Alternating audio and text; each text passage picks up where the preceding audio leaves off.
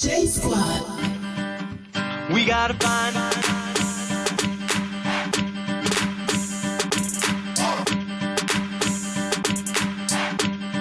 Now what do we do? That's the first clue. Now what do we do? That's the first clue. We gotta find. We gotta find the program.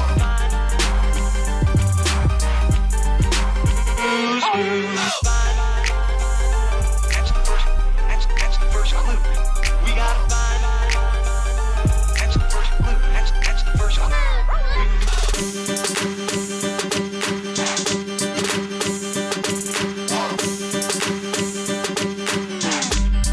Now what do we do? That's the first clue. Now what do we do? That's the first clue. We gotta find the program.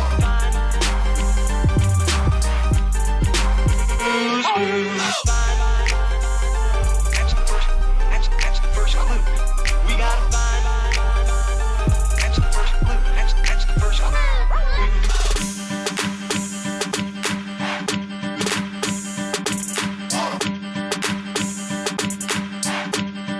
Now what do we do? That's the first clue. Now what do we do? That's the first clue. We gotta find.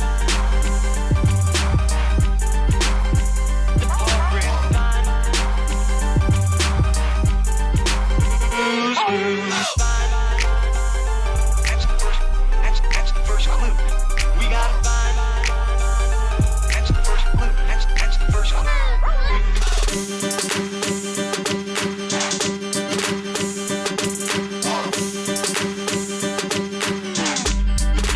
Now what do we do? That's the first clue. Now what do we do? That's the first clue. We gotta find.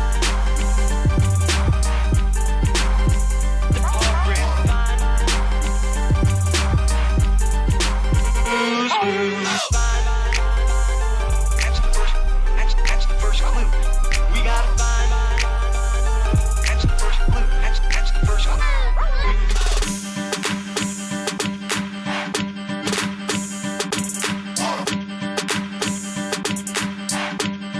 Now what do we do? That's the first clue. Now what do we do? That's the first clue. We gotta find.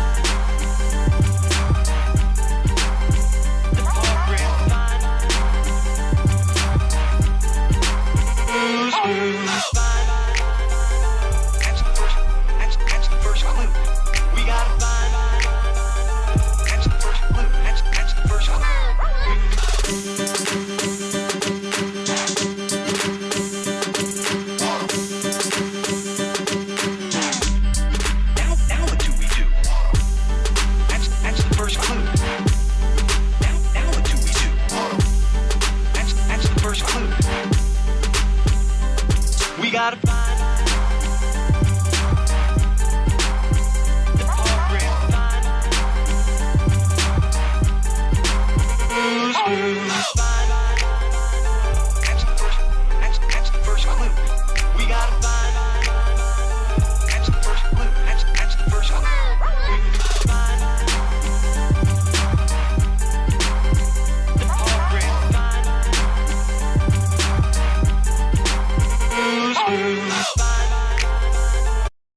That's the first clue. Now what do we do? That's the first clue. We gotta find. The program.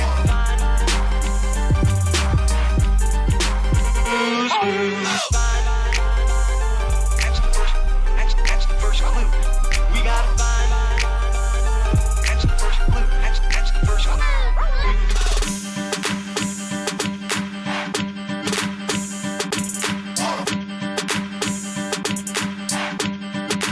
Now what do we do?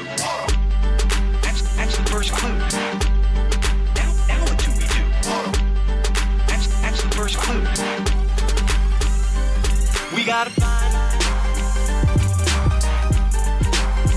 the program.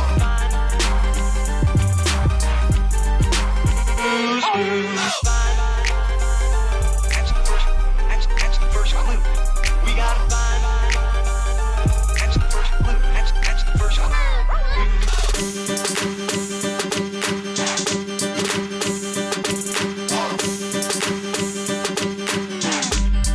Now what do we do? That's the first clue. Now what do we do? That's the first clue. We gotta find the program.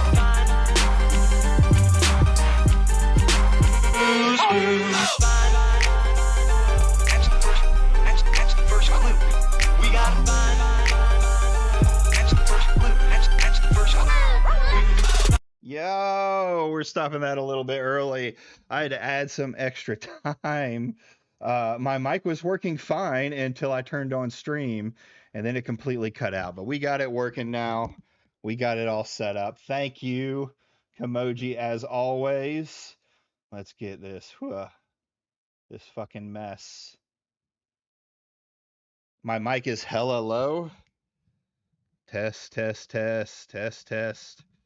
Jesus Christ. Let's see what's going on here. Test, test, test. Is that better?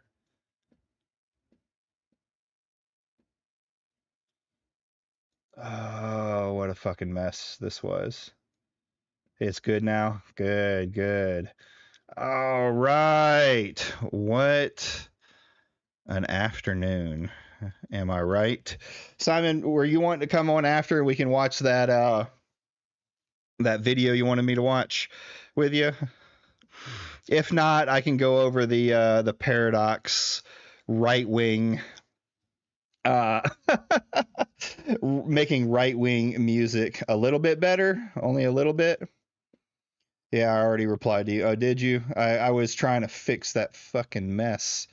Let me get this over here. That mess. There you are. There you are. Sure, I can stay up a bit longer just to nerd out with you a bit. Yeah. We'll do it then. We'll change that. I'll change the title of the video. So, got into, if anyone doesn't know, if you're in the Discord, you might, Bluetooth posted a video about Brandon Buckingham going after Purple Perry. If you don't know who Purple Perry is, he's in the commentary sphere with like Queeman and kind of a Chud Logic orbiter, though I don't really consider him one. Yo, what's going on, Pickle Rick? And he's a Spurg. He's always been a Spurg. I don't know why anyone would think he's other than that. So I watched this Brandon Buckingham video, right? I don't watch Brandon Buckingham, so I don't really know much about his history or any dramas or anything like that he's gotten into. But watching this video, man, it is just absolutely pathetic. It is probably one of the most pathetic things I've ever seen online today. You don't know who the guy is. He's a rather big YouTuber. I mean, he's 1.2 million views. Yo, what's going on? Davey boy. And he makes, like, from my understanding of it, he does like he's one of these guys that makes like documentaries. Here, let me get myself up. We're gonna go with Crazy Hat today. Crazy Hat today, because it's just that kind of day. And he's friends with people like Turkey Tom, Wendigoon, some of the other like gun tubers and stuff like that too. So I mean, he's around. He's a big YouTuber. I've never been interested in anything that would be his content, right? Yeah, he's friends with Sam Hyde. Oh, is he roommates with Turkey Tom? Okay, so he's roommates with Turkey Tom. He makes like these documentary things where he goes to like poor people's houses or poor neighborhoods, related neighborhoods, and makes documentaries on them. That kind of stuff. If you ever get roasted, at least you're already wearing the tinfoil hat. That's right. That's right. We like to be prepared for government overreach here and all of that stuff. So, anyways, Purple Perry, Brendan Buckingham has been, I guess, sick. He went to the hospital, like could have died, something like that. And of course, he does what like all of these YouTubers do. He posts about every minute of it, and sympathy baits for it. He also did a GoFundMe, which I think for someone of his size and his, the amount of money that he does probably make, while he'll say in his video he's not a millionaire, he's well off than the average American person who has to pay for healthcare. I feel like when people do this, like Smash JT, for example, is one I've criticized for it. They're doing it because they don't want to spend their money. They're not doing it because they need the money to do it, right? If you're a YouTuber and you're not fucking saving money when you're making it big, you're fucking yourself. You're fucking yourself in the ass, right? Brandon Buckingham really got rage baited by commentary trolls after a near death experience. Yes, he did, Pickle Rick. Oh man, and it is very much, make fun of me for the pathetic things that I do. So we're gonna watch that. The reason I wasn't going to watch it on stream. I watched it off stream, so I already pre-watched it. I wasn't gonna watch it on stream until friend of the channel Vincent said that I was wrong, and then he sent me a Tommy C video. I think Tommy C is pretty pathetic, but me and Vincent tend to be on opposite sides of the commentary community. I enjoyed watching Chud Logic a lot in the commentary space, and I used to, like Nicholas Diorio too, though he's become pretty pathetic. So a lot of times I think the shit that Tommy is talking is just absolutely out of base. But I figure what we will do is we'll watch it on stream. If Vincent does happen to come on, I know this is outside of his preview, we can talk about it. But I want to go over the details of why I think this is a pathetic excuse of a video. While I was in the hospital. Whoop. Where are we? Let's get us over here. Get us over here. Diorio is pathetic. Thank you. He is. He used to be, I used to enjoy watching his content, but now he's just an Ethan Klein mouthpiece, and it's so fucking pathetic. Hey, I used to like watching Bo Blacks at one point before he fell off. True. Give me like 10, 20 minutes. That's fine. I can start watching the Buckingham video, and then we can get into it from there. Let's see here. And I was going to play a game. I forgot which games I downloaded in my list. Boom. And they didn't. Prodigo, that's one that I want to play.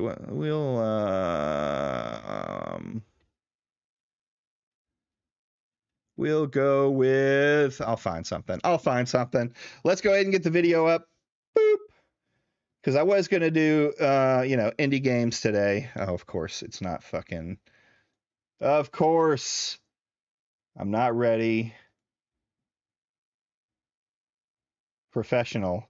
Again, I'll say. Properties.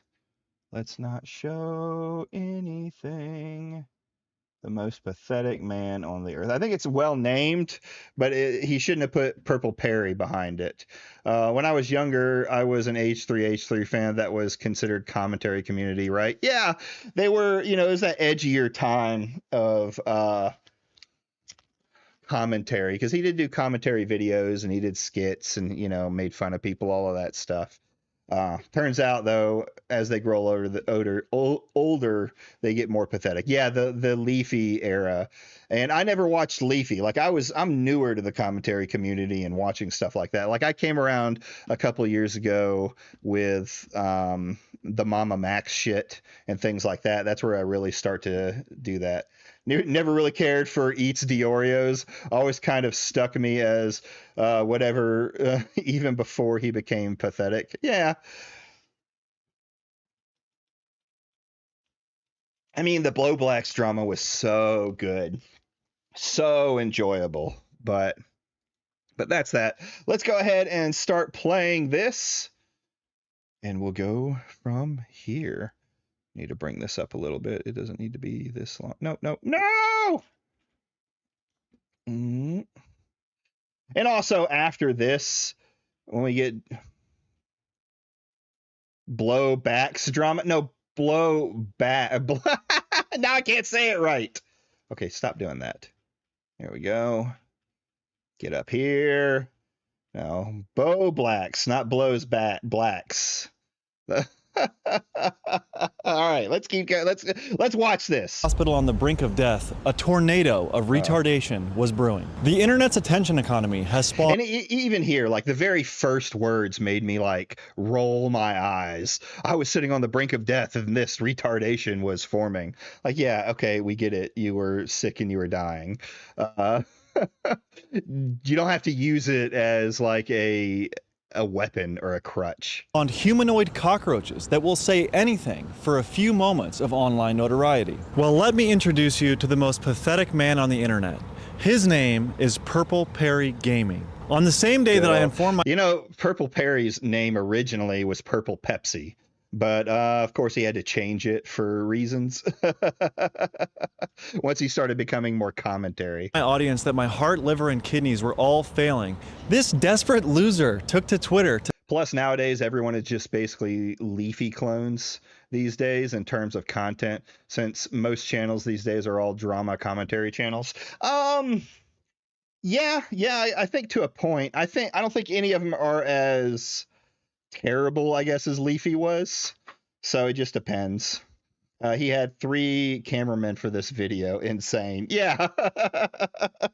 Yeah, it's very performative. To say this. Insane. YouTuber and rapper at Buckingham show exposed for faking his hospital GoFundMe scare, recording in a possibly fake hospital set, not showing medical documents regarding his condition. And attached is a video of him soy jacking about my IV pump that is battery powered, not being plugged in. Dude, look at the dude. Dude, holy shit. It's not even plugged in. It's not even plugged in.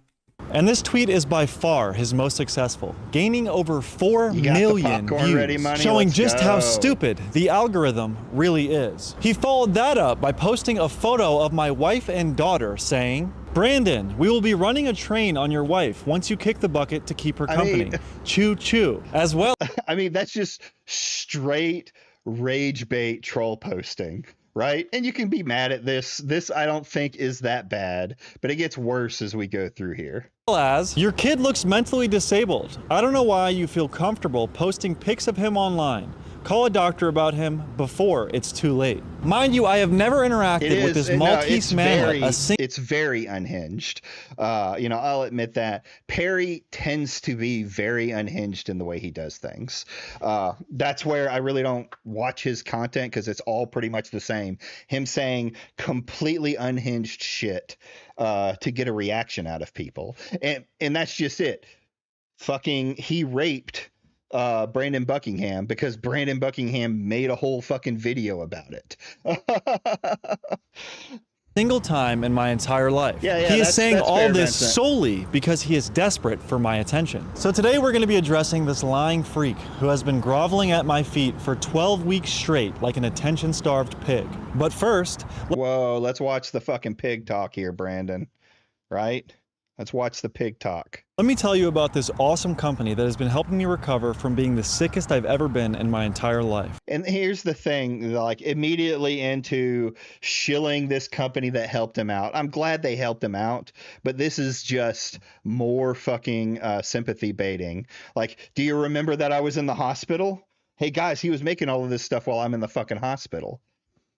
After I got out of the ICU, I could barely walk or move my arms, and I didn't have health insurance until January 1st. But luckily, Merrick Why? Why does he not have fucking health insurance as a YouTuber who's a 1.2 million sub? That sounds like it's on him, not on his fans to pay for his fucking health care, right? was there to help me get better. They ordered extensive blood work for me and gave me a dedicated health coach along with a licensed team of clinicians to evaluate my blood work and provide me with the supplements I need to optimize my recovery. Also, I had been vomiting for months, and Merrick did a comprehensive evaluation of my GI tract and prescribed me the proper treatments to actually stop my nausea and vomiting. Most doctors dismissed my symptoms, but thankfully, Merrick has been there to give me real answers that actually work. I have truly enjoyed working And this sounds so fucking scripted. with Merrick Health and strongly recommend anyone who wants to optimize their health to check them out. Now, back to Purple Pussy Gaming. This guy has made 7 videos and live streams on his channel. How old is this guy? He might be that age where he thinks healthcare is a privilege. He doesn't need to pay for it like he deserves it. No, actually, Brandon Buckingham hangs out with a lot of very right-leaning content creators. He falls into that kind of right-wing sphere, though he doesn't do a lot of political stuff from my understanding. Or if he does, it's like, you know, him going to these terrible neighborhoods and doing his little fucking videos on them. But no, he's very much known more as a right-leaning guy. I honestly don't care if someone does a GoFundMe, to be honest. Either someone donates their money or don't. Got nothing to do with me. Well, here's the thing. Yeah, it doesn't mean much when everyone grifts whatever side of politics pays better. That is true. You're right there. But when it comes to the gift and go things money, you know, it's terrible that we have to have that as a crutch to our health system, right? But also, like, if you are a person who is making money, like here's the difference. If I got on, say I got on GoFundMe because I had ass cancer or something like that, and I asked for help, I may or may not get help from it because there's not a lot of people. Brandon Buckingham has a 1.2 million sub audience that are parasocial to them. If he asks for money, it's absolutely going to come his way. I don't know how much the gift and the GoFundMe was, but it's this idea of like they're not wanting to use their own money. They're not making good choices and saving it up. You would hire the best doctors in the world to save Wargaming Dad. I appreciate it. But that's my thing, is like he has the fan base that he can rely upon for it, when really what he should have done is had fucking insurance. Channel with my name in the title, with his most popular video by far being But this is also a common thing amongst these rich YouTubers. They don't spend their money correctly. They don't save up money, and then suddenly they go broke. I remember watching all the bread tubers suddenly start crying that they couldn't keep, you know, they were losing their houses or having to get a job because their fan base wasn't supporting them anymore. Yeah, you have to put fucking money away. If I ever make money doing this, a lot of it's going to be put away so that I never have to fucking work again. That way, when I'm like 50, 60 years old and no one's watching me anymore, but I'm playing my bucket list, hopefully completing it before I die. Xander Hall, yes, Pickle Rick, before I die, that I don't have to worry about you giving me money and things like that. I don't want this to be something where I have to worry about getting a paycheck for it. Faye's complaining about having to pay rent. Yes. I mean, it's just so common that these big YouTubers and these huge projects, they don't save any money. They spend it like they're movie stars and then cry when something emergency happens. this one titled Why You Shouldn't Yeah, Vincent, I remember hearing about that. Didn't he like spread Sneeko's nudes around? donate to Brandon Buckingham. And Real the thumbnail winner. is a picture of me with the words liar, fraud, and incubated on it. A lot of my friends over on Patreon Like, he's so raped. He's just sewing out about what Perry is saying through this whole video. messaged me this video and told me that they wanted to see me react to it. Apparently it came out while I was in the hospital, so I figured I would go outside, another get some mention of sun, and hospital. see what this dumbass has to say about me. Let's get into it. What the fuck is this? Is this like the director? Is this the like owner? of the hospital set that you're using? He's like watching to make sure that you guys aren't ruining his set of a fake hospital? Never asked for help before, but my heart is currently only working at 15 to 20%. Oh yeah, is that what the unplugged medical equipment is saying? 15 to 20%? So yeah, the first 52 seconds of his video is a coming up teaser, which is just a compilation of all the stupidest things he says in the video, I'm assuming. He says my IV pump is... I agree, Kamoji. Just should have called the other guy a slur when he when he doubted his medical condition and moved on. It's so simple. Isn't plugged in. Yeah, I guess he's saying it's a fake hospital. I think he showed an image of my dad and asked if it was the hospital director, which is just, I mean, so far that was just really stupid. I don't know. Medical City Healthcare. What kind of fucking name is Medical City Healthcare? That's like saying this is the doctor hospital. This is the health hospital. What the is this even a real hospital, man? Is this like some fucking set in some fucking TV show? All right, dude. This might be hard to get through. Why would it be a set? Why would I be on a set? But yeah, Medical City Healthcare is a part of the Medical City Dallas healthcare system. Yeah, it's so funny too because they're pretty much set for life by investing at least 10% of their YouTube revenue. Yeah, exactly. They should, like, if you start making a lot of money, the first thing you should do is find a way to diversify it and make it pass, make money for you. I wouldn't so much go into the stocks right now as what's about to happen. You might want to pull all your money from the stocks, but yeah. I think any play other than ignoring is wrong. Even calling Perry a slur would have made he's afraid claims. True, but the slur would have been funny at least, or I would hope he would say it in a funny way. So you could just kind of Google it. I didn't invent the hospital, and yeah, I guess they have branded cups.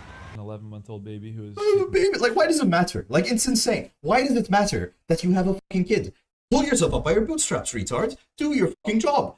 Get your fucking wife to open an OnlyFans, you stupid piece of shit. You stupid fucking retard. Put some fucking work in. Don't make me fucking put your bill for your fucking degenerate fucking drug-addled retard fucking Los Angeles fucking networking lifestyle. Oh, he's saying my wife should start an OnlyFans. So he's not going to engage with any of this, like what Perry's actually saying, mostly because Perry's being a fucking spurg about it, right? But the underlying idea is that he's pissed off that Brandon Buckingham did a GoFundMe, so he's having his fans pay for his hospital bills instead of him doing the right thing. One thing I also wonder about this is, like, he has cameramen who work for him, very obviously, and he, travels places to do this work and things like that. That can't be that he's doing all that for free. He's paying someone, so those people not have insurance either, right? What's going on here? He could, if he wanted to, be smart enough to address that issue that they're saying, but we'll see what he says later on. What's this guy's deal? What's wrong with this guy? Hopefully everyone from Malta isn't like this. People from Malta should disavow this guy, because this is a bad representation of your country. Lame. My beautiful wife. My beautiful stay-at-home wife. Oh, she's a stay-at-home wife, so she's not busy. Open up an OnlyFans. Get her to open up an OnlyFans. Get your wife to spread her fucking legs so Chris Denark can foot the bill for your fucking surgery. In some countries, you get killed over saying something like that. I think that when someone is this stupid... What does that fucking mean, retard? You're in America. He can say whatever the fuck he wants if it's streaming over America. I don't give a fuck what they do in Malta. It's like, what is he actually saying about anything that's Perry's saying, right? And again, I don't think he had, like, it was better. Yeah, Chris the Narc reference. It's better to have not answered to this, because there really is no way to answer Perry's spurging but to sit here and, be a pathetic little wretched man. Unless you actually see the underlying thing of what Purple Perry is actually mad about and hit that head on, maybe. I don't know. I just wouldn't have even said anything. And hateful and just miserable. All you could do is, like, hit him with the "I'll pray for you." Get a job, you fucking deadbeats. Get a job, you lazy loser. So I provide for 4 days ago, I woke up. I provide for her. She's disabled. She can't. No, get her to open an OnlyFans, and then maybe you'll earn your fucking keep in this fucking world. What's this guy's problem, dude? So this Purple Perry guy keeps talking about my wife doing OnlyFans, and it made me get on my phone really quick. Pretty quickly, the only thing that I can even find about him that isn't just videos he's posting is an interview he does where this guy's asking him why he follows and looks at lolicon material. This one's epic. There's one called Iron Lily. That one you could even argue is lowly, but no one called me out on it. In chat, Bobby B asked, "Did you expect this people is to a question little you funny. following on Yeah, them?" going after him for making these No, lolicon. I mean, I guess it doesn't matter, but I didn't. But you see what I mean, talking right? points. It's See, like, Perry, this is you by gotta- far the worst. Yeah, this is pretty bad. By far I the stand by worst. it, is my point, you know? And what's even more ironic in regards to Purple Perry Gaming being into lolicon content is he had this to say about people who watch my videos. Brandon's pedophile rapist audience. The pot calls the kettle black, eh? This is a deeply Which is disturbed young boy unhinged, here. like, it's But just yeah, saying good for shit. him. He's standing. It's just saying shit that's not true. Okay, if anything, Brandon dropped the lolicon clip, he would have totally owned him. Yeah, I agree. If it would have just been him making fun of Perry or something like that, and dropping the lolicon clip, gosh, that'd be funny. But it's oh, excuse me. It's not just that, right? Standing by his lolicon enjoyment. I was completely deaf. My feet were swollen. Oh, it's not even plugged in. Dude, look at dude. Dude, holy shit. It's not even plugged in. It's not even plugged in. It's not even plugged in. It's not even fucking plugged in. Yeah. It's not even fucking plugged in. It's not even fucking plugged in. It's like the wires are going to it. The fucking blue wires are going to it, and it's not even fucking plugged in. It's dude. I think that stupid people will say something over and over to try to make you more convinced of what they're saying. The IV pump has batteries, so it doesn't need to be plugged. I mean, if stupid people repeat stuff over and over again so that you don't have to do it, you've repeated this again. Right? That's a playing it up thing for the chat. Fucking tons of channels do that shit. Hey, chat, guess what, chat? Did you see this, chat? It's fucking what's the fucking dude that really talks like that everyone's pretty much mimicking when they do this? I can't remember his name for the life of me. Then I don't know if I can continue reacting to this. There's no beeping. I should listen closer. I had Leo knowledge last time. Now I have ED nurse. Okay, But he's connected to it with all these wires. So okay, let's go back here. Let's go back because I'm pretty sure Perry knows absolutely nothing about what's going on. What are these machines, David? What are these machines? They're, I guess, IV pumps. This one looks like it's on. So, yeah. And are they battery powered, where you work? Plugged in. It's Dude. Like, I seriously doubt Brandon Buckingham, there's no beeping bro, thinks this is a Mickey Mouse cartoon. Just waiting for the flat line. Yeah, I mean, it's clear he has, they have battery reserves. Okay. And you can tell, like, this particular one on the left does have a cord coming down and going out that way.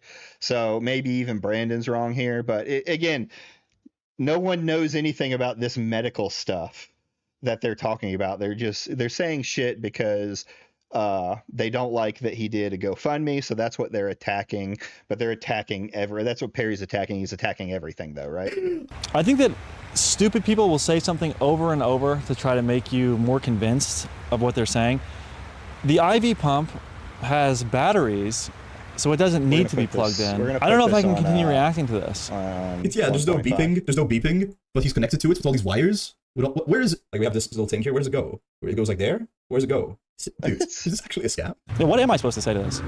This is like colossal levels of retardation. Like, what's this over here? What's this down here? What are these boxes? Are these like earbud box? What is this? Dude, like, he's looking at the Rode Wireless Go boxes, and he's like, what's this? What is that? Oh, he's like desperately looking for stuff to try to prove that I'm not sick in the hospital dying. Is this even in a hospital, man? Is this even having hospital noises? You know, I've been to a hospital before. Now, mind you, I mean, it's like the main hospital in Malta, maybe there's like some side hospital. There's no beeping. I can't imagine seeing somebody sick in the There's no hospital and beeping. reacting this way. It's just crazy. What are we? Who the fuck is this? Who the fuck is this? Is this like the director? Who the fuck is this? Did you see this? Who the fuck is this? Is this the fucking owner of the hospital set that you're using? Is this the owner of the hospital set that you're using? Is this like the owner? Dude. It's like a knee of somebody too. So it's like clearly he is fucking trying to play it up for content. He's just saying shit to say shit. This is what Perry does, right? He says the most insane shit and then hopes that something comes out of it, which something did. Perry's going to be drinking well today of drama because he's probably, if he hasn't already, he's going to make another video. Why doesn't Purple Perry Gaming play games? I don't know. I don't know that I've ever seen him play games. I don't know why he picked gaming in there. Dude, what the fuck is this, man? That's my dad. Refunding? No. Can I get one? Can I get a request a refund? Ask Chronic, pay attention. Protect your kindness by protecting your donation. If you're a donor and would like to refund, believe there's been an authorized charge, our team can help. Okay, so Chronic, contact us, and I guess I'll help you from there. Fake So gamer contact us, and then alert. when you're talking to the AI bots, say that you have good reason to believe Brandon Buckingham is scamming, and then link to my video, and then link to my video, and then link to my video. What's this? Let's fucking go. Guys, amazing news, guys. We did it, guys. Okay, hi, I'm Ray, the GoFundMe AI-powered helper bot. How can I help you? I recently made a £15 donation to Brandon Buckingham. I'd like a refund. So, let's see what Brandon says about it, and then I'll give my take. We did it. We did it. All right, so one of the people I guess in his chat had donated to me. He got them to refund their donation, and he's like super proud of that. You might be wondering, what kind of person donates to a GoFundMe and then revokes their donation? Well, his name is Chronic Sonic, and let's hear what he had to say. Well, someone's Okay, that's just dumb. You can revoke a donation if you feel the guy was scamming you. Let's look at like Keffels. Let's look at God, there's some others. There's some bread tubers that have done it. Chibi Reviews and his fucking scam GoFundMe. So yeah, you can do it. But here's the thing. This Chronic Sonic guy is probably like a Perry watcher. What's to say he didn't go fund the account and then ask for a refund, right? Dude, Brandon didn't say he couldn't refund it. He said, what kind of guy refunds a GoFundMe? That's what he said. Let's go back. All right, so one of the people I guess in his chat had donated to me. He got them to refund their donation, and he's like super proud of that. You might be wondering, what kind of person donates to a GoFundMe and then revokes their donation? Well, You might be wondering what kind of person donates to a GoFundMe and then refunds it. He's not putting the person who refunded it in a good light. He's basically trying to talk about this. Do I need to come in early? If you want to, bud. If you want to. Chronic needs to be stopped. Well, here's the thing. I don't think Chronic, before we get him on, I don't think Chronic realistically donated to Brandon Buckingham. What I think happened is he was watching the stream, he went and donated to Brandon Buckingham, and then immediately went back and got his refund for it, right? Like, we don't know this fucking dude through anyone else. I will be in live stream when you are ready. Vincent, you can always jump in. I think he just used inspect elements. Yes, he could have done that too. I mean, there's so many fucking ways that he could have just pretended to be around this. And that's what I'm getting at. Like, fucking Perry sewing over this, knowing this is probably fake. Like, I don't think Perry believes that this guy actually did it. And this guy doing it, like, I wouldn't even engage with this when it comes to Buckingham, right? Because it just clearly seems fake to me. his name is Chronic Easily Sonic, fake. and let's hear what he had to say. well, someone said you're gonna make it through this, and I replied he won't. Okay. And then the guy replied to me, pray to curse Vishnu, and I replied to him, I'm a Christian. I know Brandon's going to hell. That's basically what I said. What's wrong with this guy? It would have been pretty gnarly if I died, and this was just, like, just hearing that, it's like straight troll fucking content, right? No, this guy has no reason to be believed. Hey, come on in, Vincent. What's going on? Not much. She. Hey, you just popped into the waiting room. What'd you do that for? Hello? Yeah. Hello? Okay. Fucking hell. This waiting room crap. I guess I did not. Okay, I see you there. Yeah, we're good. Live Hold stream. on. Okay, share along. Just pure retardation of all of this is mightily handily.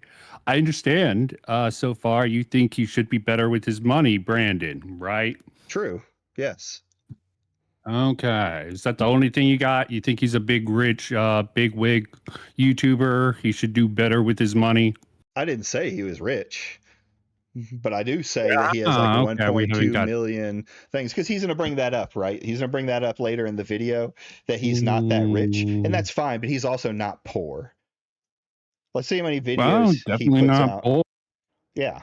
So But, he's running a freaking business. hell. You see, also, you keep on steelmanning Purple Perry Gaming for some reason. Like, Brandon knows or should even fucking care what Purple Perry Gaming says. That's Right. all I'm going to say on that. Yeah, I agree with you. He yeah. shouldn't have given a shit, but instead he made this video. Yeah. Oh, yeah. He made the video to shill his fucking shit. Make some money. Why not? Two birds with one stone. Why not? Fucking handled his fucking little cock, at least as far as Brandon's concerned. Why the fuck should he not squash this little cockroach while plugging other shit? Okay. Because he plugs a lot of shit. Yeah, he does. Sure, he does. Go on. I know he's got another one. Like the thing is this is just yeah, sure he's going to make money off of it. But like there really is no point because it's just going to be a back and forth and he's just looking more like a retard. No, it's not. Brandon's just in there. Bam, bam, bam. This dude is stupid. No, I do not think Brandon's gonna even bother again. And this was one and done, I think. Okay. And then, like, what he's is too big to really give a fuck. Well, no, he gave a fuck because he made the video. But what is he going bam bam on? The only things that I've been on, like the only things he has said other than stupid. He's pointing out how stupid Perry is. But we'll wait until we get to this point. Yeah, I mean, you're just like defending if everyone jumped off a bridge just because everyone in commentary's gone full schizo retard. Is that a reason for Brandon to give a fuck? Despite the fact some of his friends have gone close to that line. I will agree with that. I've never said he should go schizo on him. Well, I mean, I did say he should say a slur because it'd be funny. No. You were saying this is what commentary channels do. No. This is what they do for performative. Perry does this to get a reaction. Brandon gave him a reaction. No, he gave him a smackdown, in my opinion. Okay. I disagree. Like, this reads like a high schooler going, no, that didn't happen, or that you're being retarded. Gave Perry the same fucking treatment Perry gave him. You're talking about, you think Brandon should fucking act better because he has a higher sub count? Have you watched his fucking videos? I would have had more respect for Brandon if he had done what Perry did, but he didn't do what Perry did. Perry made up a bunch of bullshit. Yeah. Oh, you start. Never mind. Just making up bullshit. You want Brandon, someone who wants some respectability, to just make up total bullshit instead of just making fun of this motherfucker. No, again, what I said Got it. It seems weird to me. What I said was he shouldn't have made this fucking video at all because it makes him look pathetic. Or why? No, it doesn't. Because he's fucking crying about. Doesn't. Okay, let's keep going. We'll point it out. And when you're talking to the AI bots, say that you have every reason to believe Brandon Buckingham is scamming, and then link to my video, and then link to my video, and then link to my video. What's this? Let's fucking go. Guys, amazing news, guys.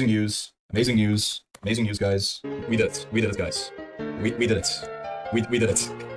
Yeah, this could easily be. All right, so one of the people I guess in his chat had donated to me. He got them to refund their donation, and he's like super proud of that. Fanboying? I'm just saying straight up reality here. Sonic, and let's hear what he had to say. Well, someone said you're gonna make it. We'll see how it plays out. We'll see how it plays out. Yeah. A curse Vishnu, and I replied to him, I'm a Christian. I know Brandon's going to hell. That's basically what I said. What's wrong with this guy?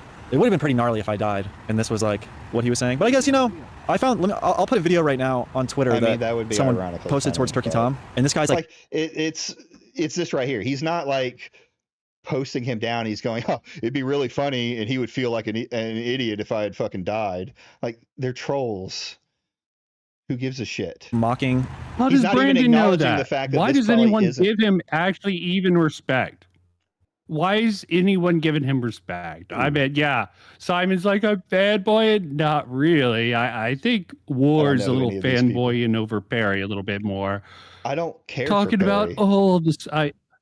Have you not heard me criticizing Perry Well, here, bud? why are you? Yes. Criticize both sides. Good tactic. Good tactic, man. So now you're Let's saying continue. I'm fence Okay. sitting. Two things can be Yeah, a true. Both little of these bit, people can okay, be you're playing both retarded sides. and no. Two Yes, things but can be clearly true. you know more about one of them than the other. I know about both of them. Okay, I've What does that tried to make a watch difference? Barry. Hell, I even warned him about this sort of shit before. I went on his stream to be like, you know this thing where you have this fucking call to action. Continue the video. I'll give you an example. Okay. But continue the video. If I survive, it'll be This is a long way to recovery. You hear that, Tom? Looks like Hold your on, friend's let's gonna be go a back. fucking turn up for the rest of his life. How unfortunate, huh? Heart. what he was saying. But I guess, you know, I found, I'll put a video right now on Twitter that someone posted towards Turkey Tom. And this guy's like mocking. You'll see. Turkey If I Tom. survive, it'll be a long way to recovery. You hear that, Tom? like, who the fuck is this? Who cares about this fucking dude? What does this have to do with Perry? This is just some random shitter who made a shitty video and sent it to Turkey Tom. Wow. It's clearly maybe it was promoted. Yeah, I agree. Brandon doesn't make this correlation very well. Okay, I don't know what the fuck this has to do with it. Yeah. Your friend's gonna be a fucking turn up for the rest of his life. How unfortunate, huh? Heart failure. Oh, he's gonna die. Yo. Yeah, there's probably 1,000 people like this on the internet. Most of them are fucking jerking off to a fucking anime pillow. Don't get me wrong, it's really cute you're sticking up for your little friend who got hurt. Probably. But Shit. I know, think chronic. it overall is pointless. I think anyone who donates is an idiot. Tell him I said reach for the stars. See ya. All the people that give someone who's in the hospital a really hard time, that they don't even know the person. Yes, Simon, that's pretty much what I'm trying to say here. Vincent says he's more that these guys are dumb and that feeding the trolls never works out. It just makes you sound like a snowflake. Yes. Feeding the trolls. Oh, who made that rule? Okay. There are dude, that's ways been- to deal with trolls effectively. Oh, let's see Sure. how this plays out. Okay. And there's no reason You're behind it, saying really. this is a mistake. I think they're very feeding like the troll sick, before dysgenic, you evil people that know are like what's going miserable. Okay, let's look right here. These are just sick, dysgenic. They don't even know the person. This There's no video right here. This video of this rando. Donates is an idiot. I'm Tell sure him I there's said a reach for the connection to stars. Perry somehow, All but the he people doesn't that establish it. give someone who's Maybe in the he hospital is a really full hard of time, shit. that they don't even know the person. There's no reason behind it, really. I think they're very like sick, dysgenic, evil people that are like miserable and like have some mental or physical deformity that makes them hideous. No, I don't think he had any connection to Perry and this guy. I think he just brought up another video. I mean, clearly he could have just used Perry's fucking unhinged shit that he said, right? Perry said tons of unhinged shit. Why He do we could need to have, see yes, this fucking but loser? this is And then he's that crying guy about how looks more they're- like a primitive fucking loser. Yeah, Right. I don't know how it connects. Okay. Yeah, but then he says Well, they're this. like miserable and like have some mental or physical Yes. deformity. You're saying mean Yeah, things he's about me. You insulting must his just be adult. a miserable, sick person. It's just sad. This is just Yeah, not saying it. This has I nothing agree. to do with Perry. he's It's just sad. throwing it right back at it. that makes them hideous. And he's in hospital now because he was hitting the scissor up and the fetty too hard. Fucking. This has to do with Queenman- Barry, though. Yeah, Queenman has to do with Perry. Why does he show his sub count? He was hitting the scissor up and the fetty too hard. He's in hospital now. Yeah, did Brandon Buckinghams have some amazing reputation with all these reputable people? No. All the people who like Brandon are stupid scum. I think like a Even with this, like, what is this? Like, okay, yeah, he said he thinks his people are stupid scum. He's part of Perry's community. I would say that Perry orbits fucking Queenman, but what did that have to do with anything, right? That's not making like if you want to hard pass into into Perry, you can hard fucking press into all of the fucking shitty medical shit that he was coming up with. You could, he's got a the fucking total nutter parasocial audience. bullshit. He's got a parasocial audience. He could absolutely fucking, I mean, he does sympathy bait in this, but he could absolutely go crazy. And Sympathy bait. I think you're misreading that completely. He definitely is talking about how he got fucked over. He definitely is bringing up why I was fucking dying. How's that different than some people being like, oh, I'm on vacation, and he spreads all this crap about it? How's that any different? He's making a podcast except for Brandon. He's making a podcast to talk about his illness. He's monetizing his illness for sympathy, which is sympathy baiting. It happens all over the internet. When we get to that part, we can discuss that. Okay. A well-to-do, so it's also nice related person. to his brother, I think. But Yeah, let's it's wait. with his brother. Let's go. Would not say these things, and if you are saying these things, you probably have the like physiognomy of this guy or this other guy, which is, you know, you can be probably ugly and look fucked like up and still be a nice these guys. guy. You probably You don't look have to be like like a this. femboy. Is their baby retarded? Almost definitely. But we don't know for 100%. Frankly, Anyway, I don't think I'm done with Brandon guys. looks I that took much his photo, I sent better. it. That baby personally, looks okay, hella but retarded. a little bit better. Yeah, I little mean, I'm bit. not much of a looker, so I don't tend to go after people's looks for the most part. But yeah, Baby needs a helmet. I think it's all right, useless. Simon. But Once we're done with this, we'll get on with the video. So hang out. Let's just say that. No, obviously they can't help it. It's Brandon Buckingham's fault, really. I'm not dissing. Brandon Buckingham's child is hella retarded. Okay. It's pretty brave of this guy to call my 1-year-old daughter retarded looking when he looks like this. He's like watching to make sure that you guys aren't ruining his set of a fake hospital. The good news The is you know producer. everything about him. Yeah, he's not even pale either. He's like all fucking red in the face. Yeah, I mean, even that, it's like, nah, you look retarded. Yep, very Yeah. childish. Yeah. Even he's like he's dishing out what Perry's sending at him, but he's also shilling shit on the side. Well, I don't care that he's shilling shit for the most part. I do have a moral problem with sympathy baiting, but I don't But care. you're not really establishing sympathy baited. You're establishing that there could be underlying sympathy baiting to this video where it's not All explicit. right, let me Implicit, break it maybe. down. Let me break it down.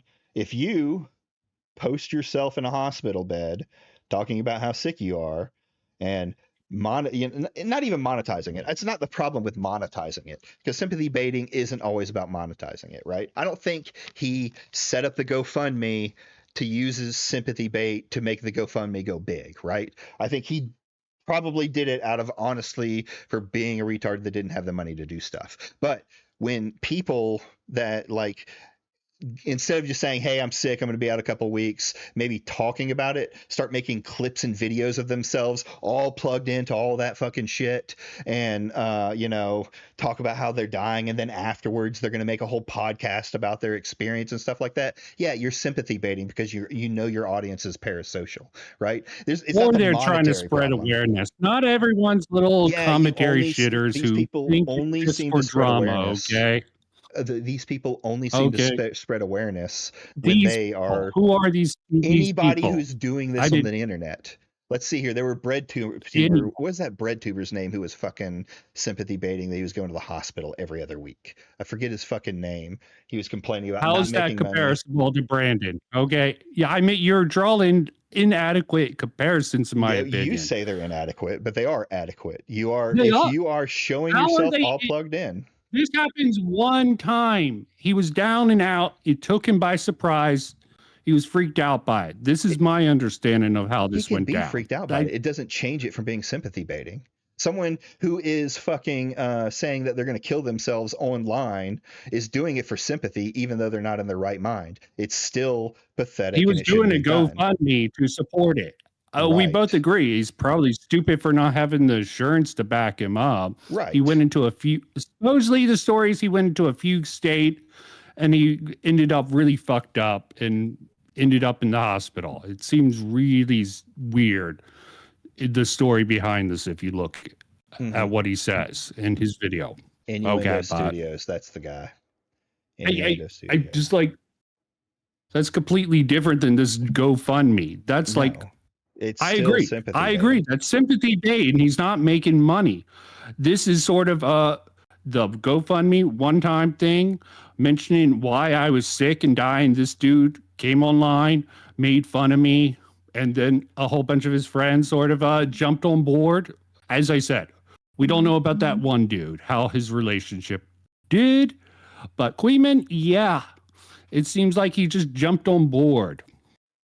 Sure, they all tend to jump on board. That's pretty much how anything online works, whether it's the commentary community or whether it's the gaming commentary or any of these things like you talk about. I know you were in. And you want to fucking stamp out the person spreading the complete batshit misinformation, headcanon fanfic. I mean, take it out at the source. Call him a troll, call him a spurg, call him even satire. He doesn't do any of that in this. He's just doing the you are this entire fucking video. I don't care that he's shilling. I don't care about the GoFundMe. Outside of, I think I think people abuse that system morally. So they use it too much as a crutch when they should have the money to be able to do it. But and he's used definitely it once. 100% Okay, sympathy. I agree if he kept on doing it over and over and over again, but this is the first time. Okay, took him by doesn't surprise. Matter if it's the first time. It's my thought. Oh, it doesn't matter. No, it doesn't matter. Okay. Sympathy baiting is sympathy baiting. It doesn't matter. If you're continuing to sympathy bait, you're making your whole fucking career about it, right? The people who fake cancer and shit like that. But sympathy baiting is sympathy baiting. That's all there is to it. What, you think he was really in the state to do much? He's like, I'm in the hospital. I want to do a GoFundMe. Let me do this fucking video. He wanted to follow up with the fucking video afterwards. And that was the after video. Update his fans. Okay. This is sort of like fuck you for the people spreading misinfo and spreading this shit. That's how I see it. He didn't have to put himself showing all of his if you are like, he could have just said, hey, I'm feeling really sick, this things are happening, and what should have stopped it? What moral thing do you have against him doing any of this? I mean, you have a more people bait for sympathy. I don't like when people who have I don't think he's baiting for sympathy. Okay, he was in the hospital. He did a quick video to update his fans. So once he got healthy, he did a video to do that. So do you think there would have been a different reaction if he had not done it in the fucking chair? Like, not be all plugged up and shit, and then decided, hey, send this GoFundMe? Do you think he thought, you know what's going to get me a better look at the GoFundMe? This is performative? This, what he's in right now, is performative? Or if he really was getting treatment, why they had him read from his phone? It's almost like you think this is a performance here from Brandon. What's on screen now? It is a sort of performance. When you have you could simply say you're sick. Hey, there's a GoFundMe if you want to do it. This is the things that are going on with me. You become performative when you decide to film yourself. Why should he have to do it that way? Okay, why should he have to do it that way? It's still sympathy baiting when he does all of this performative shit with it. It's still showing that he wants to take this even further and just make his whole career about it. So we're just going to see how that's going to go. But yes, it is sympathy baiting. Yeah, that you're calling it in advance. Okay. Well, he's already said it, right? We both know. Maybe not everyone in the chat knows. We can get to that. He said he's going to do a podcast and talk about his illness. We'll get to it. Go on. In the face. Dude, he looks like he just got down from a whole week at a party, and he's pretending to be dying. A few months ago, I was in the ICU. My heart wasn't doing great. My liver and kidneys were struggling. And honestly, I almost didn't make it. Some things you expect, some stuff you don't. But when the unexpected happens due to someone else's negligence, that's when it really matters who's in your corner. There's a reason why you wouldn't make a documentary without knowing. Even with this. Ad. That is fucking... It's an ad, dude. Yes, but you're using your illness in the performative way to do the ad, right? I get that it's an ad, but how many times has he said, I'm down sick in the fucking hospital? We know you're down sick in the hospital. You said it at the beginning of the video. You said it multiple times throughout the video. You're saying it in your fucking ads. Like, we get it. You were sick. It's a good fucking ad promo. You have to admit that. It's a good way to shill a fucking sponsorship for a YouTuber. You were sick, you got help. These ads. This is just like You got one sick, big ad you read got that's help. using You Perry. Fuck you. Huh? What? I would have used something I'm like saying okay. he's using If you wanted to Perry. make this instantly better and not be sympathy baiting, you could talk about fucking Perry being some kind of train wreck. And if you've been in an accident, you should look into and then go into this Morgan and Morgan thing. But what he's doing is he's clearly using that This he was is ill to dismissive do it. to Perry, though. The end of this video is very clear. It's very dismissive. It's like, fuck you. Yeah. Pretty sure. much to this loser here. Yeah. I mean, he does say fuck you. Well, let's watch it and keep going. Just like there's a reason why Morgan & Morgan is America's largest injury law firm. They dig into the full story too, make sure every angle is covered. And if you end up working with them, you've actually why got did someone they do fighting that? for you when you need it most. The firm was founded after John Morgan's brother. jump You ahead, can I go don't care to about your ad. forthepeople.com/Buckingham. Thank you, Morgan & Morgan. Yeah, please. Back to do. talking about the most I pathetic didn't guy on the wanna internet. You know, wa- I don't jumped know on if he's just Morgan completely Morgan. stupid or if he's just like disingenuous and does everything in bad faith. Because there was this image going around of me with a pink-haired girl Probably where I'm both. flexing money, smoking a cigar, and I have a hospital band on. And the caption is, "He's all right, and so is." Yeah, I would call Perry bad faith in most of the stuff that he does.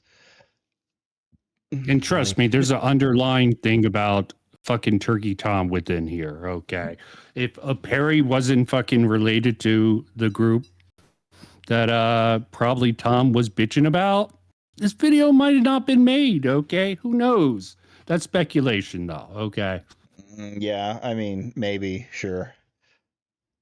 This is a completely AI photo. I don't know who this person is. They're just making this image to get clicks online and like Well, it's Tom does get troll me a bit bit. up in And this Purple video. Perry I don't know if quote I tweets missed it and that says, or not. "Holy hell, he's actually." Did anyone sincerely believe what Purple Perry Gaming was saying? No, I don't think anyone did. Like, I would like to see, I haven't watched it. I don't watch Queeman much anymore. I would like to see what else Queeman said besides those clips. Because I've seen him call Perry a retard for a lot of other things. But then again, knowing Queeman, he could have played into it as well.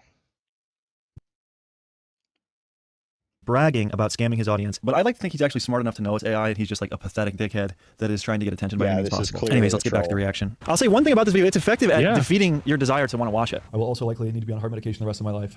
Well, wow. I'm a millionaire. I have to pay $10 a month for heart med. I'm not a millionaire. Dude, my RPM is like $4.50. $4.50. So last 28 days, he got 1.4 million views. Let's see here. Bad. The enemy of commentary, typically. I'll keep people. Yeah. Yeah, I saw Kilo So he express doubt on this, but I don't really trust the opinion of Kilo too much. But yeah. I mean, he regardless, he's making he's probably making $20,000-$30,000 a month off of this, if not more, right? And there's people in America. I never see that kind of fucking money working my ass off. And that the point is this is something that he should have done ahead of time, right? So I don't feel sympathy for him when he's making millions of views. Well, this is probably the sort of medical break probably did fuck revenue with money. 4.6. It probably fucked with his money. They probably put down his money. Him going on this hiatus. Maybe this is probably a way to try to get the money back for all the downtime that he's doing. Yeah. This is definitely a money grab. I will agree. This is definitely like a fuck you. Let me shill all this stuff using this fucking dipshitter, whatever, troll, whatever. Brandon doesn't give a fuck. I don't think he gives a fuck who this person is. Sure. But my argument is instead of it looking like some own, he just looks pathetic. He tried to do that, and I think he failed. Why do you think he failed? Because of the sympathy baiting? You're assuming the sympathy baiting. The sympathy baiting I have a different problem with. I don't Okay. The sympathy baiting why isn't. do you think this isn't an own when he's just completely proved that this guy doesn't know what the fuck he's talking about? He's just making shit up because he does do that. He didn't. He insults him anything.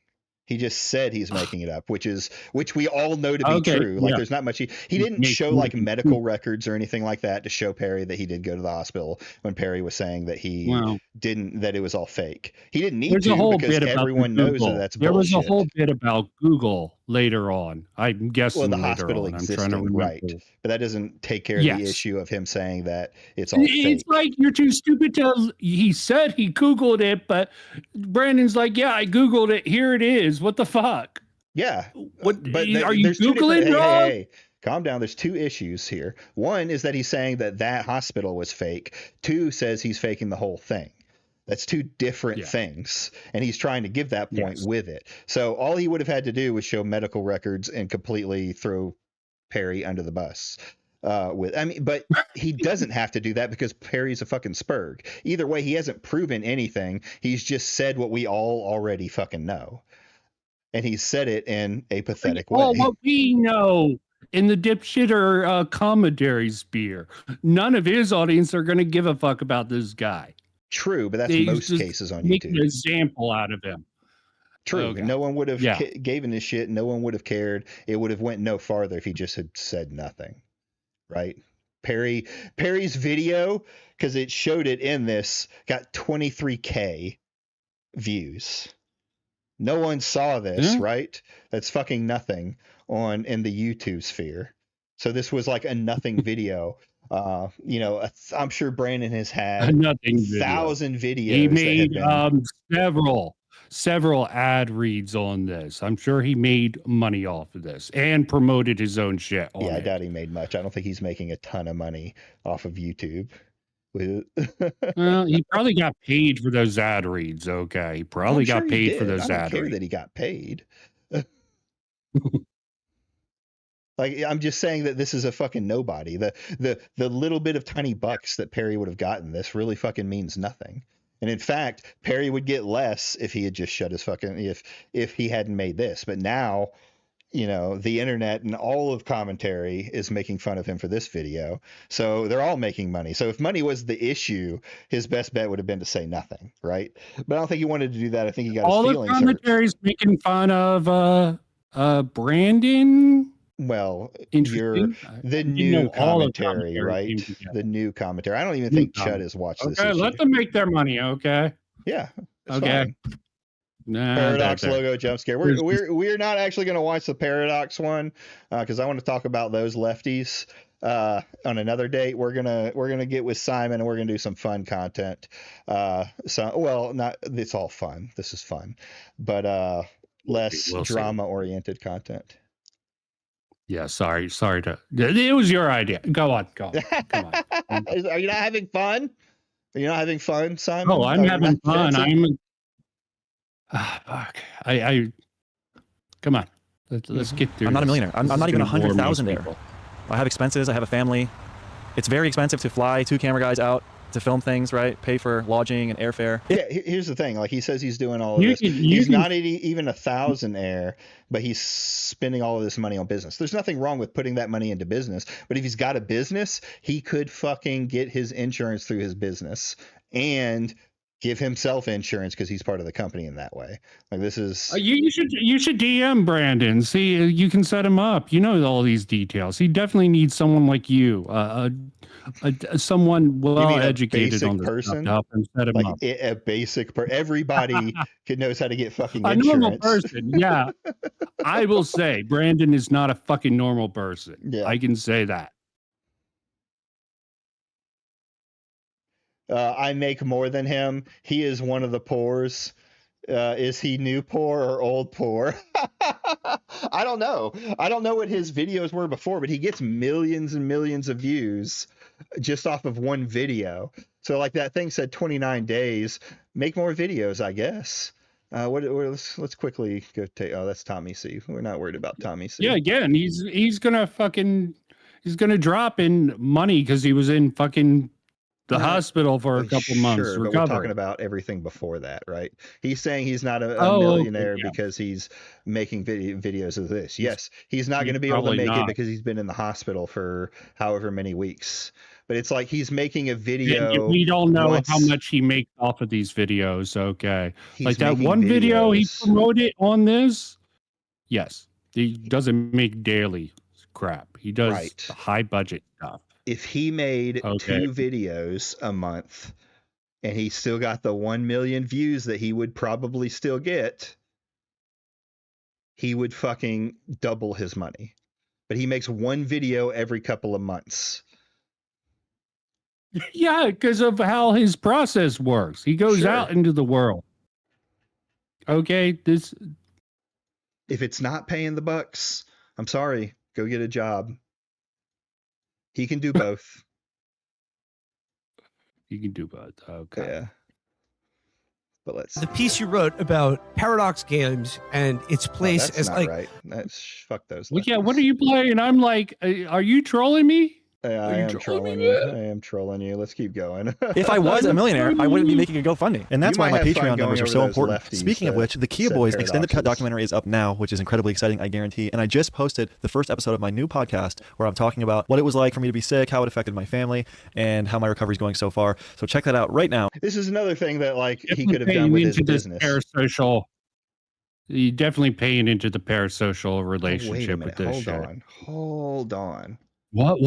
Hold on. Hold Okay. on. Hold on. I'm holding. hold I'm on, holding. Hold on. Continue. hold Continue. on. Okay. Yeah. Let's go deep into it. Yeah. Let's do this. Going deep. And Oh, let's do it. um. Oh, you need to give me something to work with. I'm just staring at I'm looking at his Patreon because he's just talking about YouTube. Oh, How much does he actually make Yeah. on Patreon? Oh, he doesn't show it. How about that? the Does it say how- asshole. He has 169 God damn it. posts. Let's see what his memberships look like. Mm. Create as a gift. Let's see here because he's shilling it, so it must see membership options. What the fuck? That's my.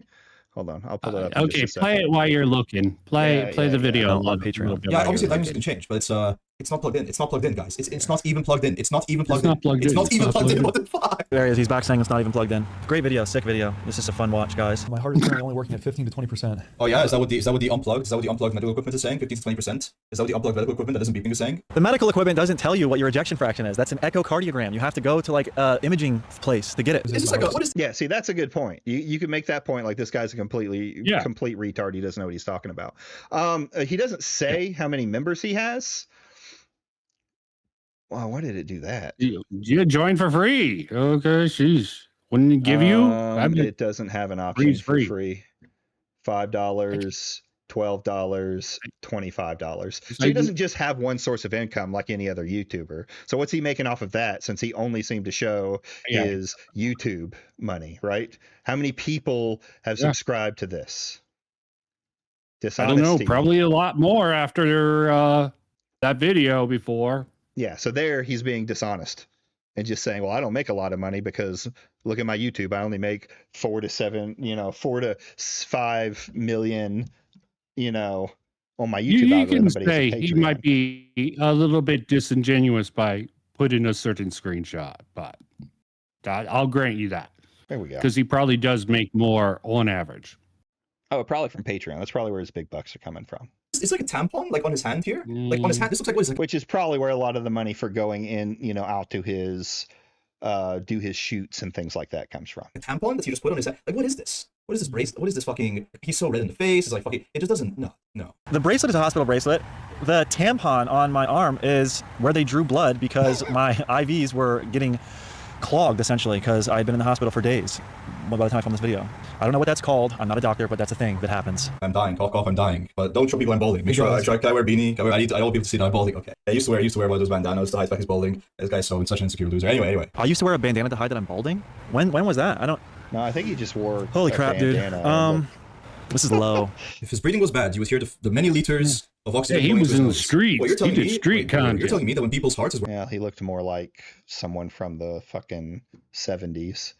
working at 50% capacity. They might need help breathing. And you're telling me, Boer, that they wouldn't switch off the machine next to him. They wouldn't switch Probably it off. why the drug addict thing is so believable, and why they went with that. What, that it was unplugged? No, that he's a drug addict. That they were pushing that shit. That just random nonsense. I mean, yeah, Perry just randomly was saying pushing that nonsense. It's the same thing as Perry saying that his fucking wife should do it OnlyFans and that he's this and that. It's just basically well, it's also pandering to commentary. It's sort of a meta commentary about fucking iDubbbz and trying to make a illusion that fucking this guy should become the next iDubbbz. That's what my reading of that is. I would say more it stems from the you could, if you wanted to call Perry anything, you could call him a Leafy clone.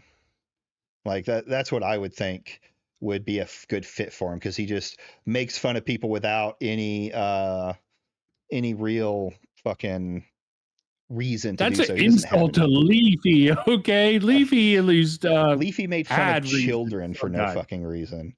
Yeah, he did. But he made fun of them for real things.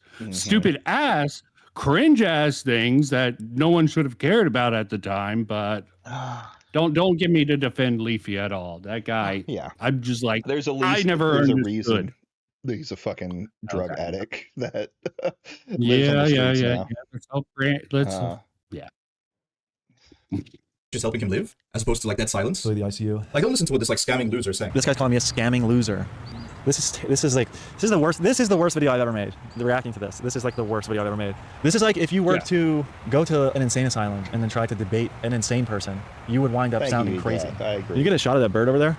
That's like the one good part of the video. I think this is the point. Just like, why am I? I think it's an egret. See, now we're getting good content. This is very ironic. I was trying to respond to this.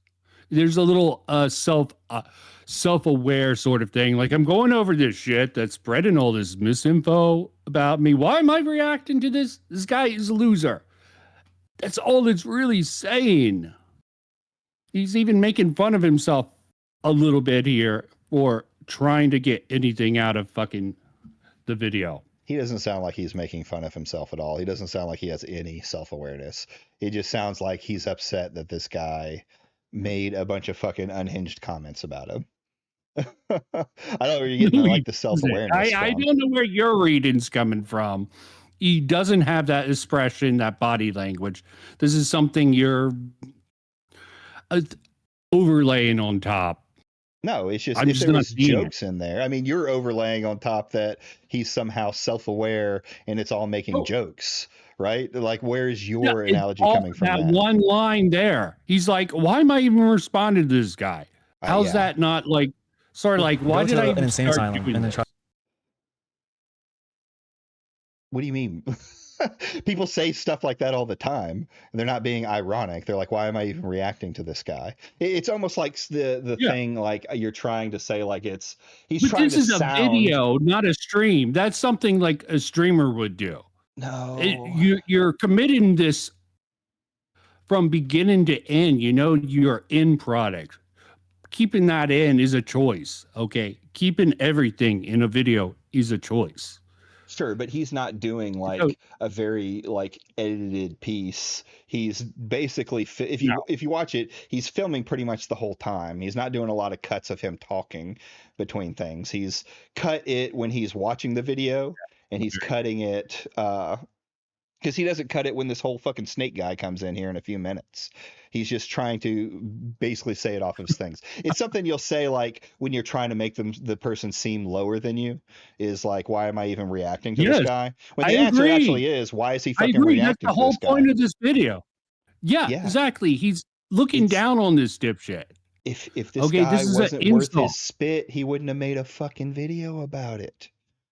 I'm confused by what Vincent is trying to say. Yeah. I'm saying that he used this as a fucking diss at the same time as plugging all his shit. As simple as that. That's how this video reads to me. I don't see any disses here. I see a man like you can go into like, I think he did well in this situation. He called him stupid. He said he's full of shit. He highlighted this guy pushed this AI bullshit. I mean, he did well highlighting the AI bullshit. We all knew that was AI bullshit. He highlighted well with the medical equipment, saying like, you know nothing about medical equipment. This is what was going on. This is battery powered. I agree with that. But a lot of the in between stuff where he's just saying stuff like, well, like that, or what was one of the other scenes like? You don't need to go back. What? We're almost done. So okay, you don't need to Try go debate back to an insane highlight person. this. You would wind up sounding crazy. Can you get a shot of that bird over there? That's like the one good part of the video. Can you get a good zoom on that bird? I think it's an egret. See, now we're getting good content. Now we're getting some good stuff. I don't know. To be fair, I don't know. I don't know what they do in these situations where they don't know what's going on. I feel like it would be louder. I just know it would be louder, dude. He's putting on a strong face. So brave. So brave. Could it be a private hospital since he's so rich? A private hospital where they just leave the cord? I don't know, man. Maybe. I don't know what to say, guys. He stumped me with his stupidity. Is there like fake hospital TV set Texas? Is there? Can we find? Is there like Does anyone? I don't know. I'm not in the industry. Hospital sets for filming. Does anyone know where he's from, guys? Does anyone know where he's from? Does anyone know? Does anyone know? I don't know. Maybe we could find the set. That would say a lot, wouldn't it? That would say a lot if we found the exact set. Or who knows? Maybe he's faking an illness, similar to recording in a real hospital. I still think it would be louder. Why didn't this guy just look up the name of the hospital that I was at? None of this makes any sense. There's like so many insinuations. I googled the name of Medical City Healthcare. I did Google that. I didn't see anything though. If you Google Medical City Healthcare, the hospital I was at is actually the first result that comes up. Yeah, like, this one's a good one. Sure. Yeah, it's the first one. And now it's not loading. Like he could have cut out still a ton dying, of so the you other give me shit. money. Even if I did these even if it turns out that it's because I'm doing fentanyl, you should give me money because I have a freaking hot stay-at-home wife who refuses to do any work or pick up any of the slack, and I have a kid that I don't know the name of. Yeah, it's Brandon Buckingham and all his friends. But most of Brandon Buckingham believe that if you're poor, you should just die. That's what they think. I don't think that. Yeah, for the record, I don't think if you're poor you should die, and I think that which is an having absolutely healthcare regardless of your financial bracket is good. This is like my whole criticisms of Perry is this is just a completely unhinged mess that never should have made the light a fucking day because it means nothing. Like the point he may have been trying to make about the GoFundMe is completely lost by all of his retardation around it. I don't know what he's just making stuff up. Yeah, I agree.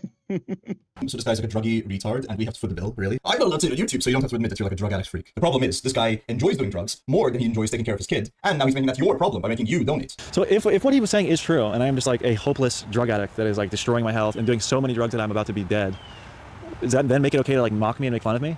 Yes. In that situation? Yes, you could. If you put shit out on the internet, yes, people can mock you for it. Like, what are we talking about? You can mock What him. about Perry? Okay, the same thing. Yeah, he's doing the same thing. Mock Perry, but he's not. No, like this is you can't make fun of me because I'm sick. Oh, you're criticizing his mocking. I got it. You're critiquing his mocking. Like destroying my health. That's just saying I'm sick and you're making fun of me. You're a bad person if you do that. And doing so many drugs that I'm about to be dead. Does that then make it okay to like mock me and make fun of me in that situation? And then yeah, it's like moral grandstanding. Like you're making fun of a sick person. Yeah, he is moral grandstanding. He's better than Perry. Isn't that the whole point of this whole video? Yeah, and it makes him You sound might not pathetic. like it. People who do that are pathetic. You could simply do it. The point is, I'm a bigger YouTuber. You're a smaller YouTuber. You're pathetic. That's See, it's the power gay. difference that you have a problem with. Got it. No, it's not even the power imbalance. Because he could. Jesus. But you just said I'm the bigger YouTuber and he's a smaller one. If they were roughly the same size, would you have no problem? No, I would still think he's pathetic for the way he's done this video. If you're crying at somebody about the moral, because you have the commentary. See the moral. Some people actually do have morals. You're judging him for having morals. That's rather weird. Sorry. No, go on. I'm not judging him for having morals. I'm judging him for crying about the fucking morals. I don't know what his morals are on this situation. I would have to get into the weeds about what his morals are. If he is more of a left or right wing guy, then his morals may flow more into what's supposed to be the Constitution. And then, yes, you can absolutely make fun of people online. Has he not made fun of people? Yeah. Like, I don't follow the guy. Has he not made fun of people? No, he has. Online? He definitely has. Okay. Well, then Sneeko, as I brought up. Okay. Yeah, I think the whole drama with Sneeko was Sneeko lying about him at some point about a joke that Brandon said. You would have to look back. I forget all the details. I just find that interesting. So, all right. Then he's saying, I don't care about poor people or the downtrodden people. Yeah, that's good. That's really good. That's nice. Isn't drug addiction abuse the same thing? Yes, but the thing I'm trying to point out to Anon, okay? The thing I'm trying to point out is that loser right-wing freaks like Brandon Buckingham and his besties don't like calling people immigrants. They call them illegal aliens, right? That's what they say. I'm saying that I do not want to use empathetic language for Brandon Buckingham, because he refuses to show any empathy or whatsoever, or anything along those lines, and neither do any of his associates, for anybody in a similar situation. I've actually never commented on immigration or illegal aliens, and this is all just complete fabrication by this guy who's trying to paint me in a negative light to fulfill his little sick and twisted fantasy. So yeah, that's cool. Right? Like I could sit here and be like, oh, it's sad to be addicted to drugs. See, I would say that's that. a good Does point. Brandon feel the same way? No, he thinks Point if you're addicted to drugs, make sure to show up when Brandon's filming so he can make money off of you. That's what he thinks. Again, I have no idea what he's talking about, and just I as an agree. anecdote It's here, a one slow, of the people that's featured in the one of beginning my is drug a slow documentaries about burn. in Philadelphia actually got sober after the experience, and then I later reconnected with him, did a GoFundMe for him, raised over $6,000 and gave him $7,500 to help his continued sobriety journey. So it just makes no sense. I also spent my Thanksgiving in 2024 giving out over $8,000 to homeless people on the streets of Kensington. So yeah, I just how. So what do you think of respond to this? these Do things when you they're think just this is what do you think of this section here, War? I just got all I right. wanna So know when it your comes to thoughts on charity, that. when it comes to charity, I have a clear like idea. Like I will never put my charity online. Like the things that I do for charity, I'll never put online. I just don't believe in doing that. It goes back to the performative things. Does Brandon Buckingham actually care about the poor, or does he care about getting the attention to look like the nice guy to be the poor? And I think that's a question with Well, I anybody do who have a does fun this. fact about Brandon Buckingham, but I can't actually expose that. Supposedly he was a teacher a long time ago and he washed out from that. It's a fun little fact. Oh, In washed out fact, teacher. I think he taught in a certain area where a certain relative of mine also taught. So I thought that was a fun little fact years ago. Okay. So, But yeah, I mean, fun when it little comes fact. to like charity stuff, I don't think like people can raise money for charity, like the little charity GoFundMe things and stuff like that. But all of it goes back to being performative. Like a lot of people who you meet who go out there into the world and they proudly talk about all the charity and all the good stuff they're doing. They're doing it because in real life, they're Yeah, the shit Mr. people. Beast types and the other shittos. So I understand why he's making this point here. Yeah, I'll agree. There's some little weird. I own you, motherfucker. You fucking political brain rot motherfucker. Do you remember about the Wendigo stuff? Which Wendigo stuff? What? Are you talking about that lefty that went after Wendigoon? Yes. Okay. The IPOS. Oh, In Praise of Shadows. Because I covered that. Yeah. And that Yeah, had was a win after Wendigo. Okay. If that I had remember the same right, sort I of think I fucking. watched Brandon's video. Oh, sorry, I didn't mean to interrupt you. Go ahead. No, I was like, I think he covered that. There is a sort of underline. In Praise going of Shadows. under. Todd in Shadows. Well, Yep. yeah, and I think if I remember. Video. If I Yeah. remember right, I We're- watched Buckingham's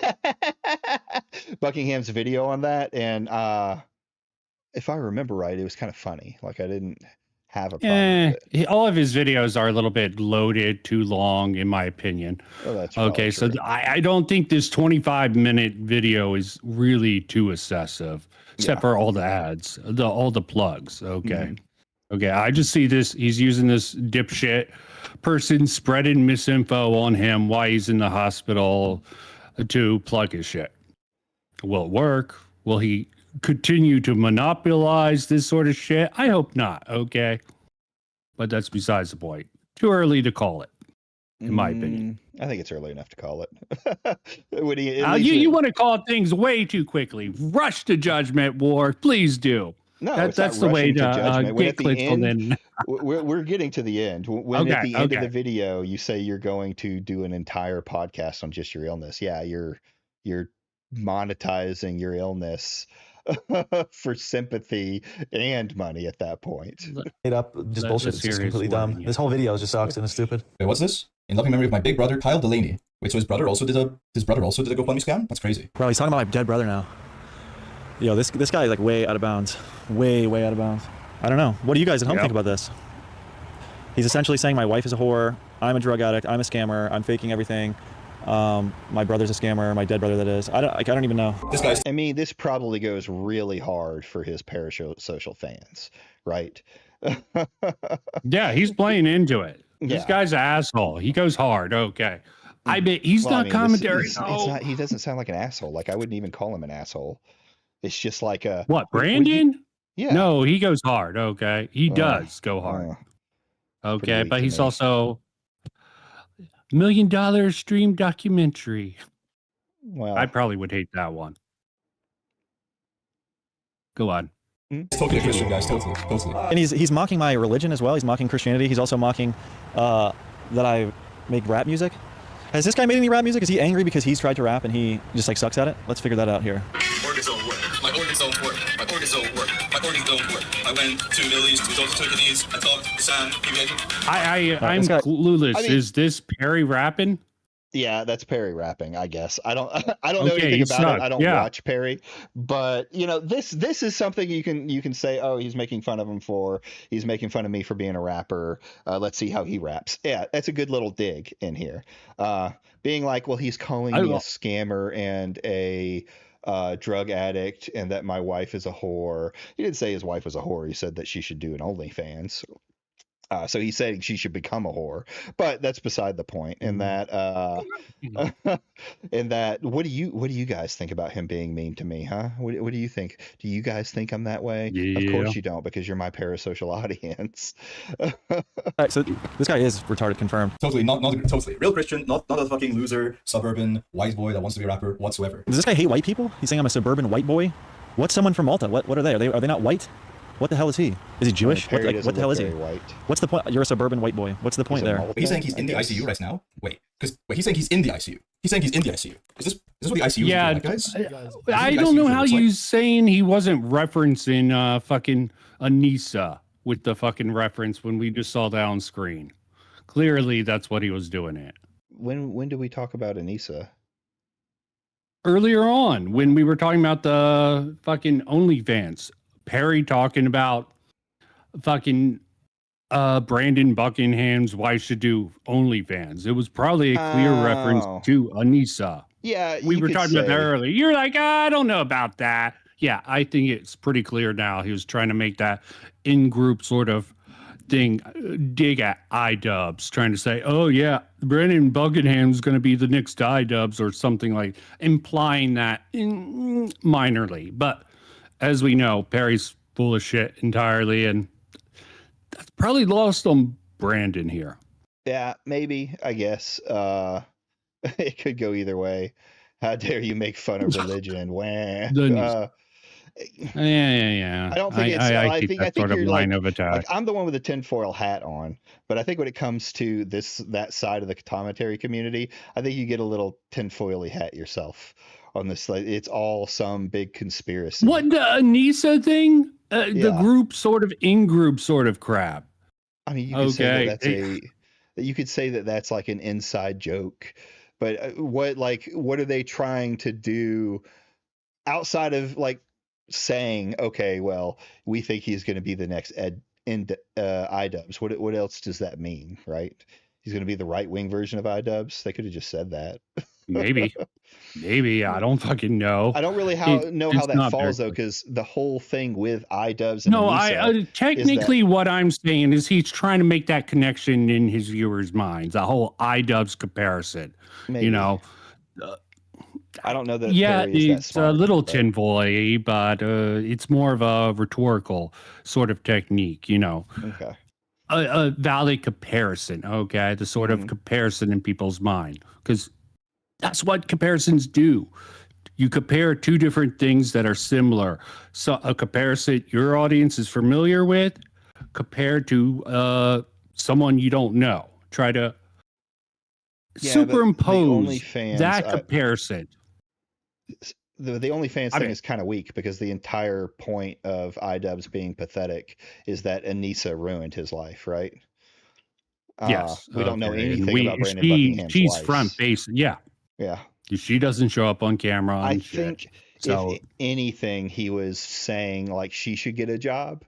And what he did was to be as And provocative as OnlyFans. possible. He mentioned OnlyFans, right? You should make your wife a whore so that she'll get to work and make you money. Yeah. But you know, that's here or there. Where it's like there's a bunch of space, there's no noise or anything. Stay-at-home wife. It's not an ICU bed. 4 days ago, I woke Is this what they do in the ICU? They put you with the puppy pee mat and they have the unplugged heart monitor and everything. Is that what they do? He's saying this is the ICU. He's saying this is the ICU room. I'm forced to stay in the ICU. So doctors try different medications to get my heart pumping semi-normally again. Dude, insane. This is not the ICU. So this guy's an ICU expert. He's saying it's not an ICU bed. Dude, I don't know enough about the ICU to tell you what bed is usually in there, but this is definitely in the ICU. I have medical paperwork showing that I'm in the ICU. Is that a snake? Do you think you should have put the medical paperwork up more? Would that made it more?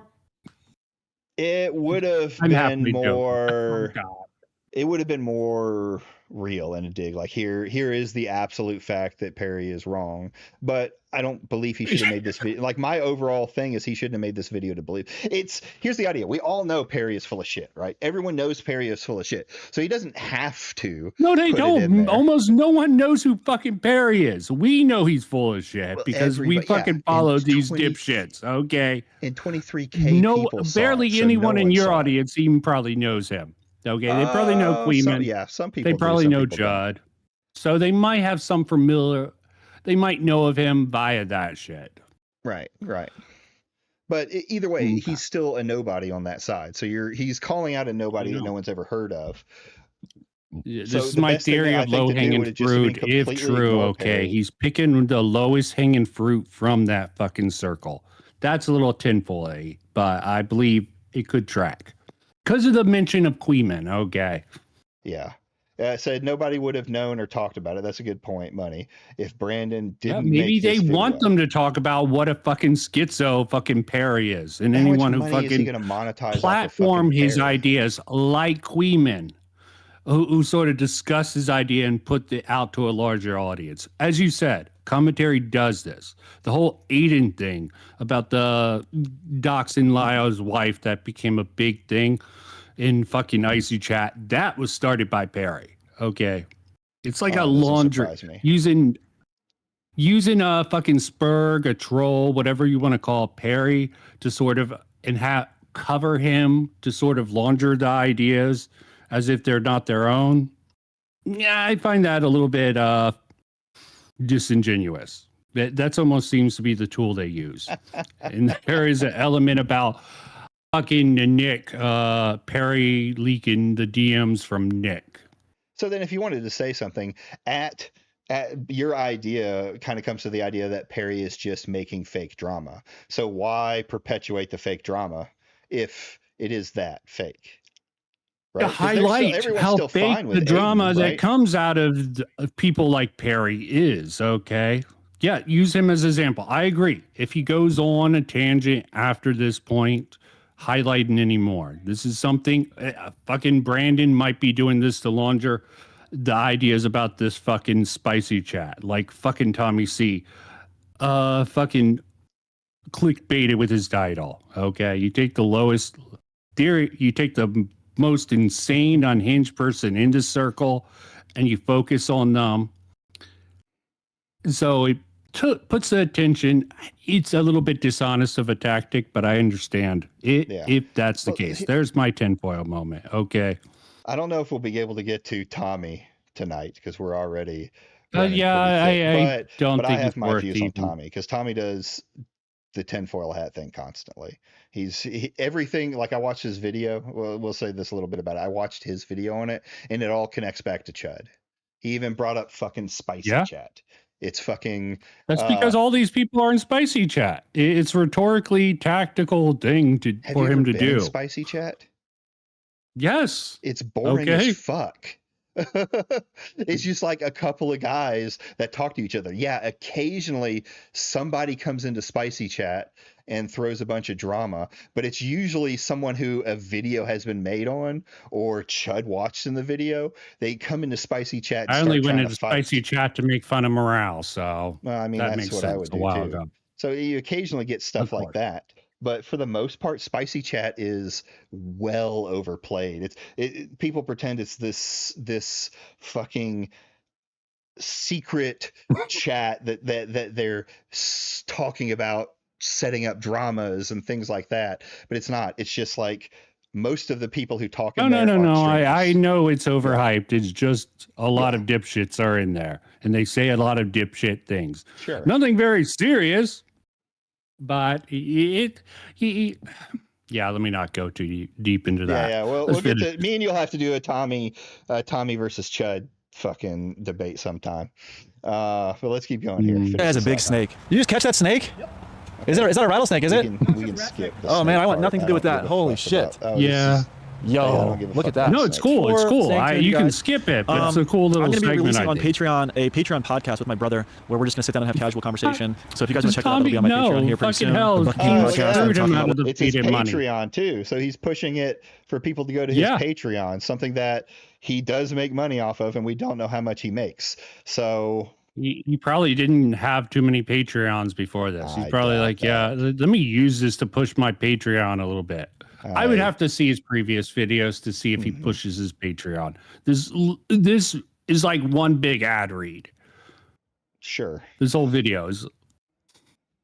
They wouldn't have me going to his Patreon, but I think he's kind of pathetic. So Yeah, what it's like for me to recover and all that kind of good stuff. And we'll be doing those every week, whether we're playing video games or just chatting about stuff like the Jeffrey Epstein files. We have good stuff coming on the way. So I really appreciate you guys watching. We are going to continue walking at the park on this beautiful day, and we will see you next week. Thank you guys so much. I'm really happy to be live, happy to be making videos, and I am happy The you saw that cool Epstein snake. files So with his that's it. brother, I Peace. guess. yeah, sure.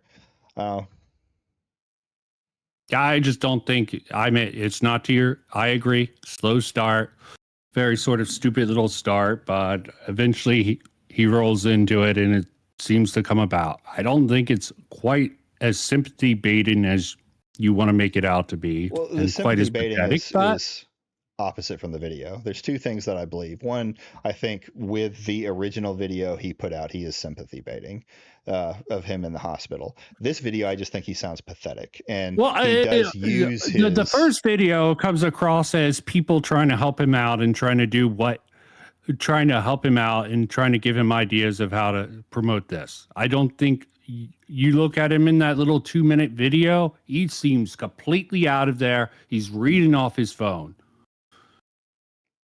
Okay, maybe the second one, I would have to watch that, and no one gives a fuck about this drama enough to really go that deep into it. No one's going to go that deep into it. It doesn't change the fact that it is sympathy baiting for his GoFundMe. It doesn't, then it's him coming on here and he makes the points that he was sick in the hospital multiple times while things are going through here when he could just disprove what fucking Perry said. It's sympathy baiting. Like, I was so sick. Why did he say these things about me? Or what was the thing he said at the end there? God, I wish my memory wasn't shit. Why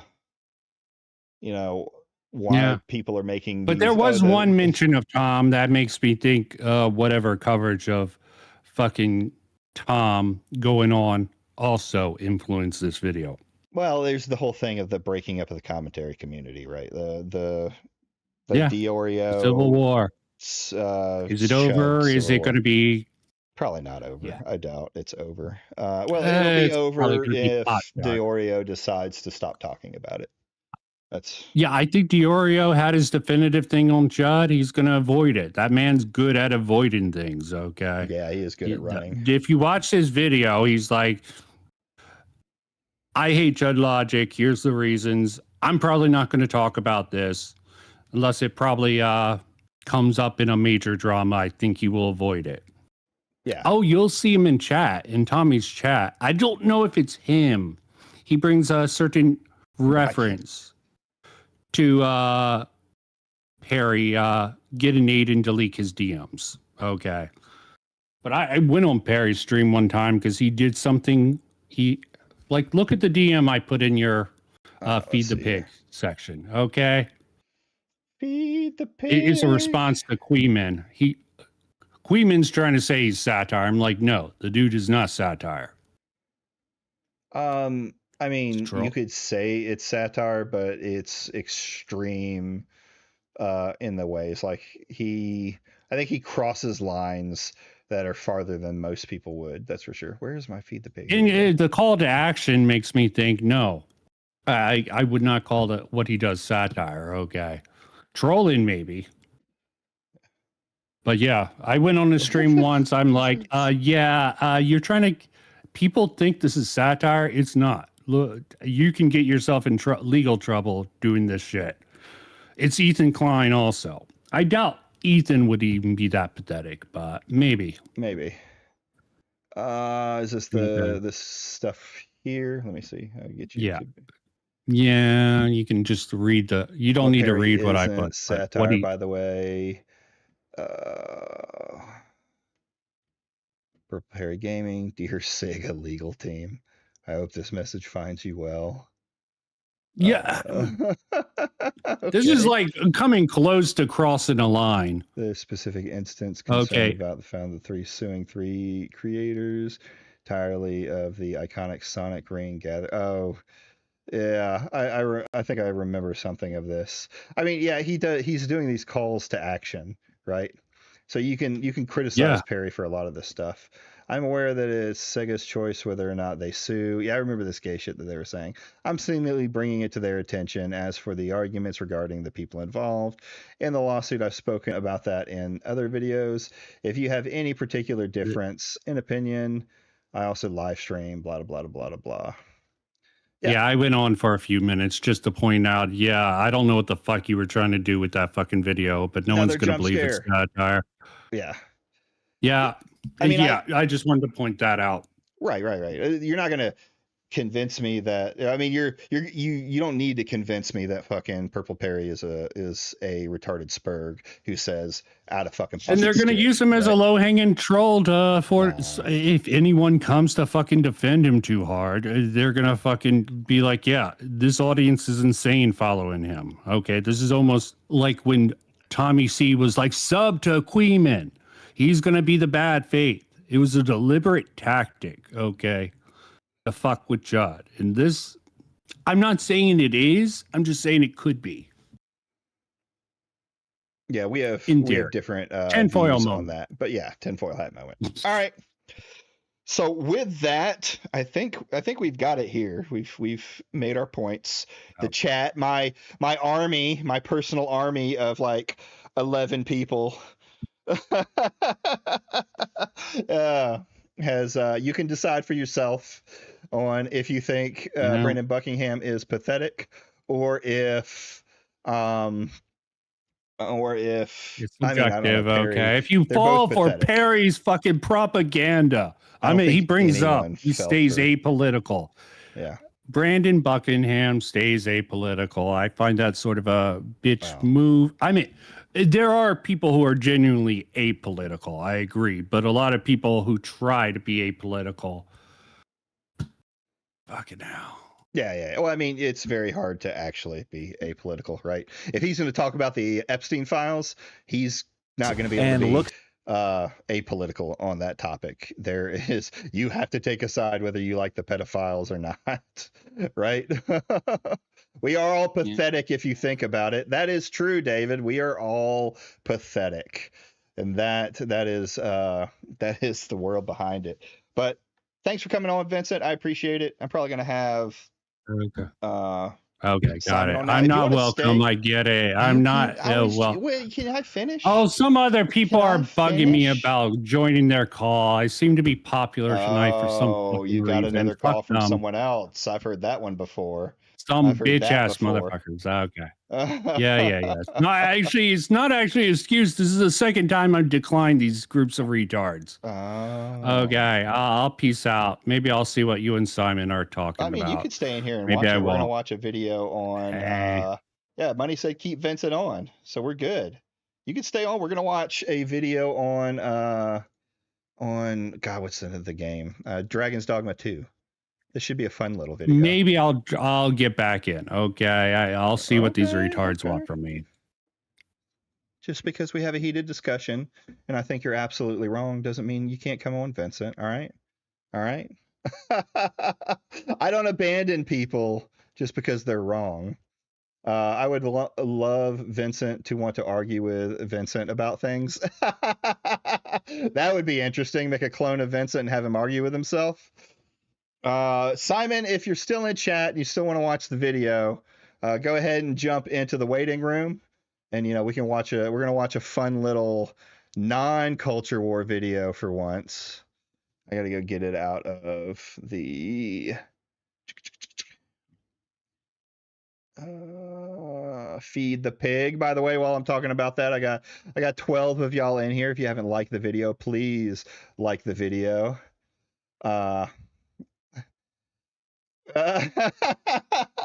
Fucking damage sector. I don't abandon people because they're wrong, or I abandon people because they are right. Wargaming Dad 2026. Why would I want to fill my chat with smart people who could talk me down? Did you see my post in the feed the pig? Yes, I was gonna pull it up. Was it Hempleton? Was that Hempleton you brought in? Let's see. We'll bring this up. Oh. What is this? Not sure who I am. Oh no.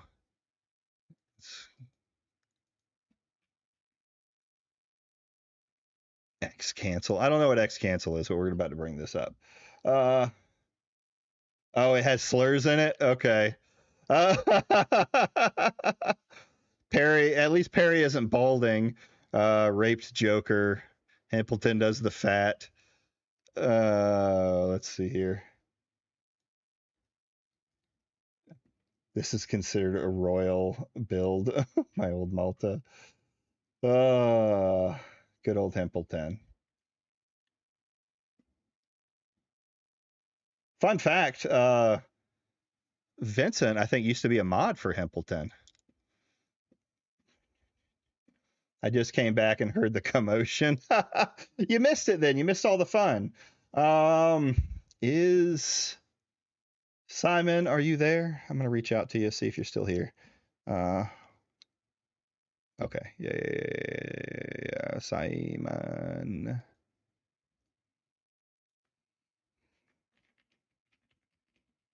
Oh, okay. Come on in. Jump in. Jump in, bud. Jump in. Jump into the chat. I do. I watch Dickers sometimes. I don't mind Dickers. He can do the debate pedophile stuff a little too much, but okay. Yeah, I'll let you take your time while I find this video anyways. Oh, that's my pig.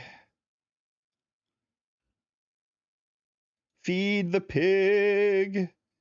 Where is it? You know, it's the saddest thing about me going away for 3 weeks. Just a reminder, I will be going away for 3 weeks to a course I have to go to. The Real Game Awards is going to go live while I'm gone, or going to go the get played while I'm gone, and I just fucking I didn't miss the fun. I haven't been this drunk in months. Yes, drunk damage sector. Let's go. Oh, yeah. It's sad. I'm not going to get to react to it right when it comes up. I'm going to have to do it when we get back, and I'll probably have Nazmir on. Nazmir said he wanted to get on and watch it with me. We may have some others. Maybe we can get Grizzled to jump in. And go from there. Where is this damn video? Yeah, Kirsch. Was it just higher up and I missed it? God damn it. Was it in Feed the Pig? Can we do a prediction list on what will appear? I was talking about it yesterday in your server. Wait, everyone is getting on? I'm like this. No! You can get on too, Damaged. I don't mind. But I mean, my biggest prediction is that Stellar Blade is going to win Game of the Year again.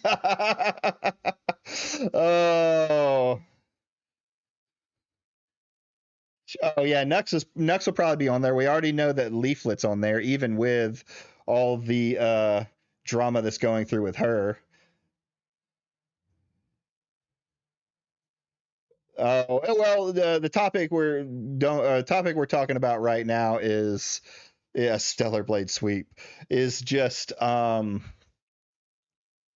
what's going to be on the real Game Awards, but we're not watching that now. The video I'm about to watch with Simon is Dragon's Dogma 2 is not what you think. Yeah, Leaflet. We've done a little coverage on Leaflet and her grooming chat seems to be worse than the other ones, right? You wouldn't be surprised if Reb and Strawberry also appeared. Yep. Well, we know Leaflet did like the majority of the clips and things like that are going to be her AI slop, right? I'm sorry, Damage. I'm just trying to confuse you. We're going to talk about Dragon's Dogma right now. Damage. Dragon's Dogma. You got it? Dragon's Dogma. What's up, Simon? What's up? Let me put it in so you can see what we're Not the watching problem.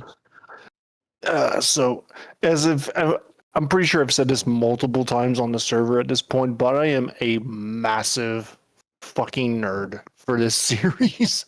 Dragon's Dogma? Yeah, I'm massive nerd for this series. I love the way that the gameplay overall and kind of like how it's kind of like so much shit you can do in it just to have fun, like kind of like a sort of make your own adventure type of shit, even though there is kind of a set quest. It doesn't really follow like the typical like story beat type of shit. It's very Dark Souls-esque in that regard. Yeah, I think one of my favorite things about the first Dragon's Dogma, which another game I never beat, but I did play quite a bit, was just the way it made combat feel more interesting. Like normally when you have a really big enemy, all you really do is whack at it at its knees until it falls down. But in Dragon's Dogma, you can climb onto its back and stab into it and do, there's a variety of things you can do. Like, question is, how far did you get into the first game? I think I made it to like chapter 2. I don't remember. It's been a long time since I played that. Did you chapter 2? The second act of the game takes place after you've reached like the main city after the ox cart thing. Yeah, I made it to the main city. Okay, so you only made it. Okay, so you only played like not even like a third of the game. Yeah. Damn. Well, I have this problem with RPGs especially, but even like I've been playing, what's it called? Death Stranding. I have this problem where I'm like, oh, I wasn't very optimal with that. Let me go ahead and make a new character and try again. But here's the thing, and again, with the whole thing of Dragon's Dogma is that there are later on, if you keep playing, you do unlock the ability to recreate your character anytime you want. Mm-hmm. And it is one of those games that. It's like anything else. RPGs is one of those type of games that you have to really play like for several hours until you realize it stinks or not. But yeah, Dragon's Dogma is one of those that it starts off on you. You're not seeing the vibe, the vision, but once you play more of it, you're like, okay, I see the vision. Yeah, well, the funny thing is, like, I saw, what was it? After you sent me this, I saw another video by Gamer Rant. Is that his name? One of the bigger gaming review channels, and he was like, it's so much better now than it was. He's like, now, before, after, the game's so much better. I didn't watch the video, but it was like, oh, it's okay. I'm already seeing something different about it. Let's go ahead and get started with this video, though. Dragon's Dogma 2 is not what you think it is.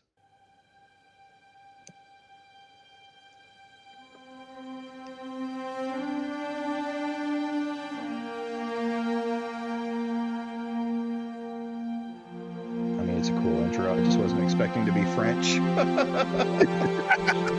that we have Dragon's Dogma 2 on the horizon, mark my lips, that game will be one of the best RPGs ever made.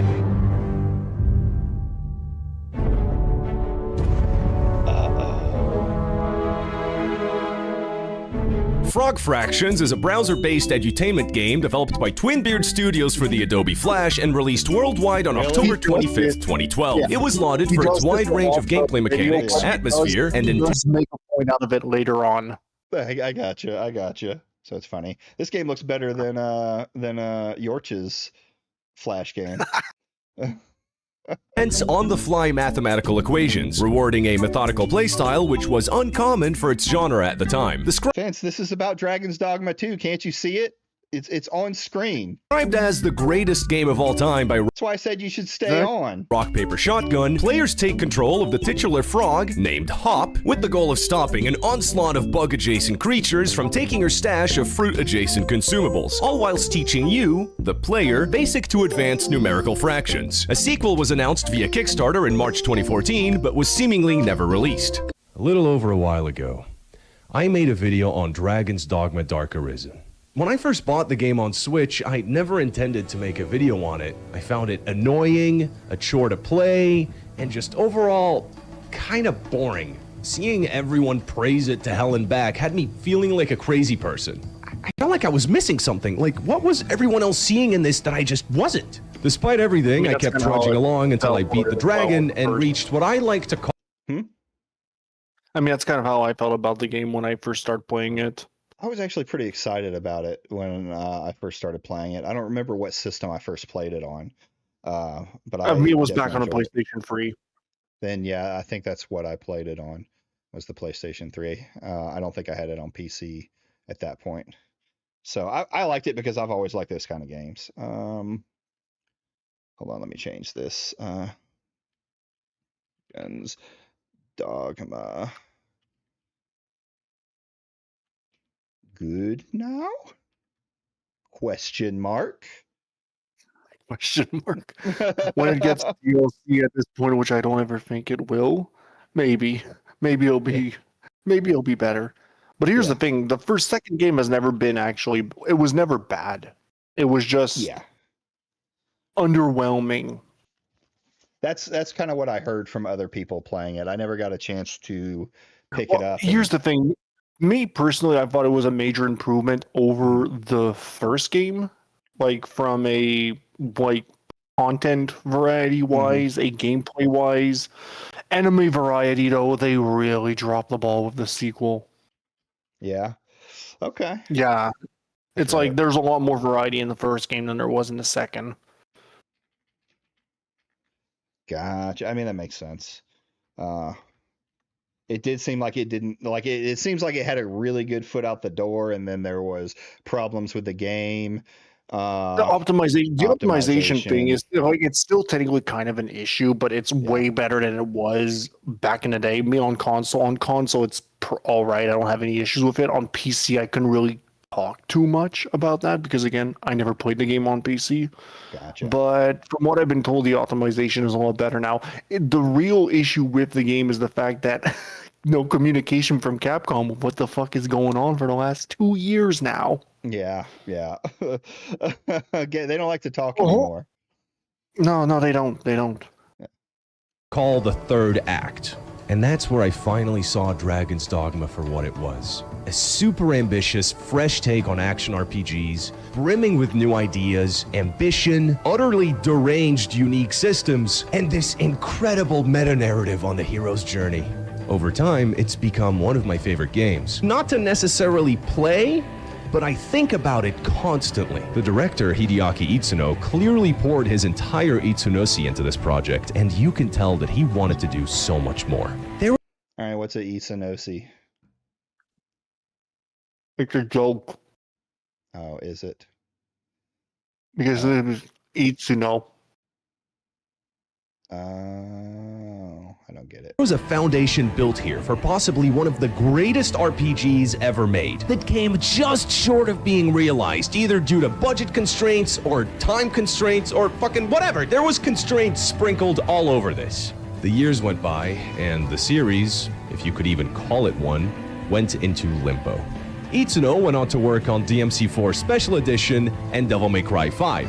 You know, one of the greatest video games ever made. It was at this point. I actually started recently playing. I've recently gone into playing Devil May Cry 5, and yeah, fire. It's lit. I think I've only played one Devil May Cry. I did pick up some on a super discount, so I've got a couple of them. I mean, I've played the one first introduction to the series for Devil May Cry for me was Devil May Cry 4. I tried playing the remaster trilogy and started with 3, and I just couldn't get into it. I couldn't get into it because of how janky the older games are. Yeah, I could say they weren't like the style of action combat wasn't my favorite kind, so I don't think I played it very long. I want to say it was 3 that I played, but yeah, it wasn't my thing. The DMC4 is a banger, so hopefully I'll try them out. I've heard. Yeah, it's actually from when I played it way back in the day, it was really fun to play. Nice.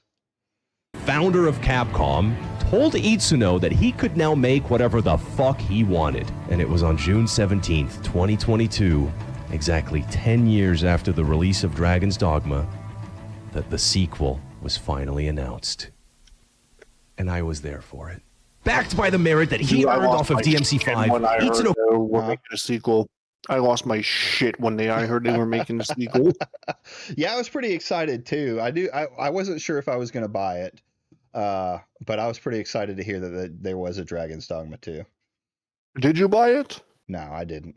Well, maybe I don't remember why I didn't. It may have been money restraints, or I was playing another game. Microtransaction drama that was going on at the time. Yeah, I didn't like the microtransaction drama either. That could have been a reason. Could finally bring his true vision to light without any of the constraints that he faced in 2012. But the more we saw of the game on the lead up to its release, the more apparent it was that this wasn't just going to be a sequel.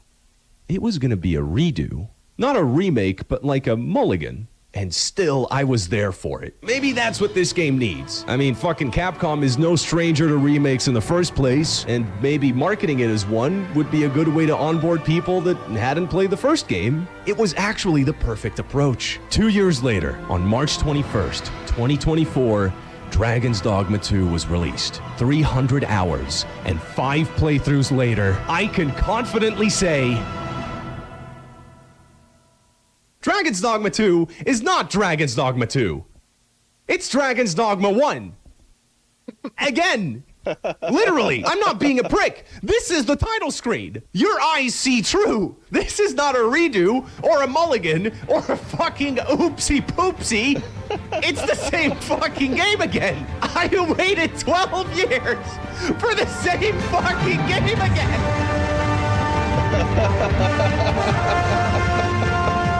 Is that true, Simon? Is it the same game again? He's egging you on this one. Oh, is he? He's egging you. He's egging you.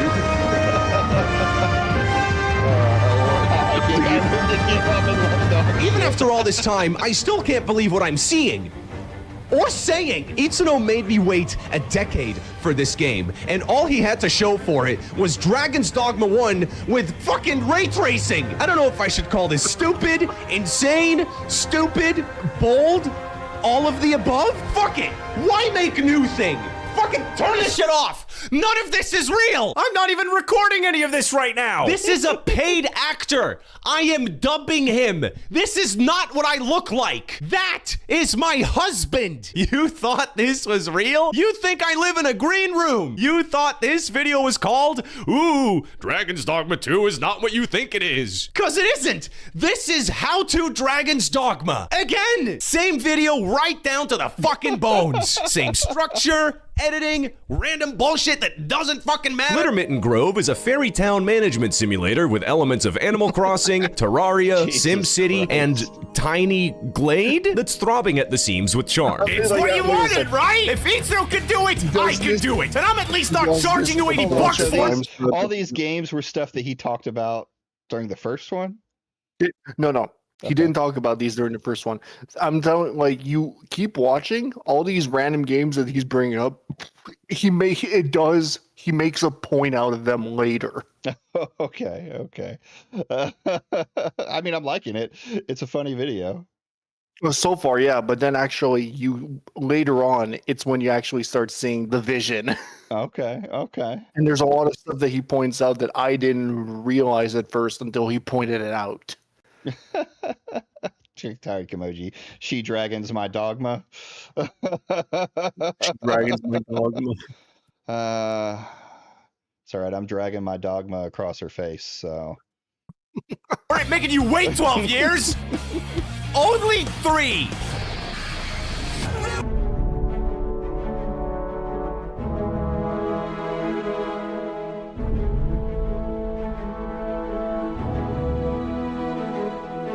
I will give him credit for the anime intro. That's neat. Yeah.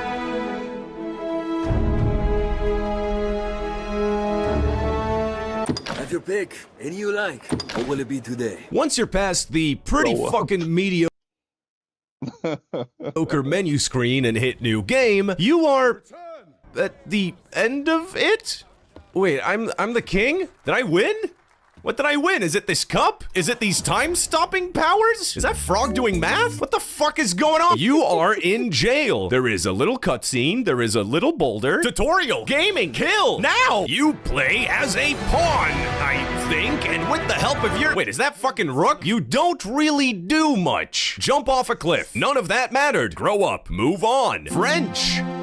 Again, make your fella move on. Now the game can properly start. Grow up. If this sounds different and scary, trust me, it won't be for long. This time around, the dragon's introduction is done through a flashback because it's a formality now. You know, we've been here before. It's like seeing Batman's parents get blown up. We don't need to go over this again. You know how it goes. The dragon pulls up, nukes your character's hometown and your character's home skin, finger blasts your chest, steals your heart, pearl necklace, eats your heart, etc., etc. You get it. You play as the Arisen, and with the help of your pawns, you set off on your journey of adventure and vengeance, where, would you believe it, you don't really do much.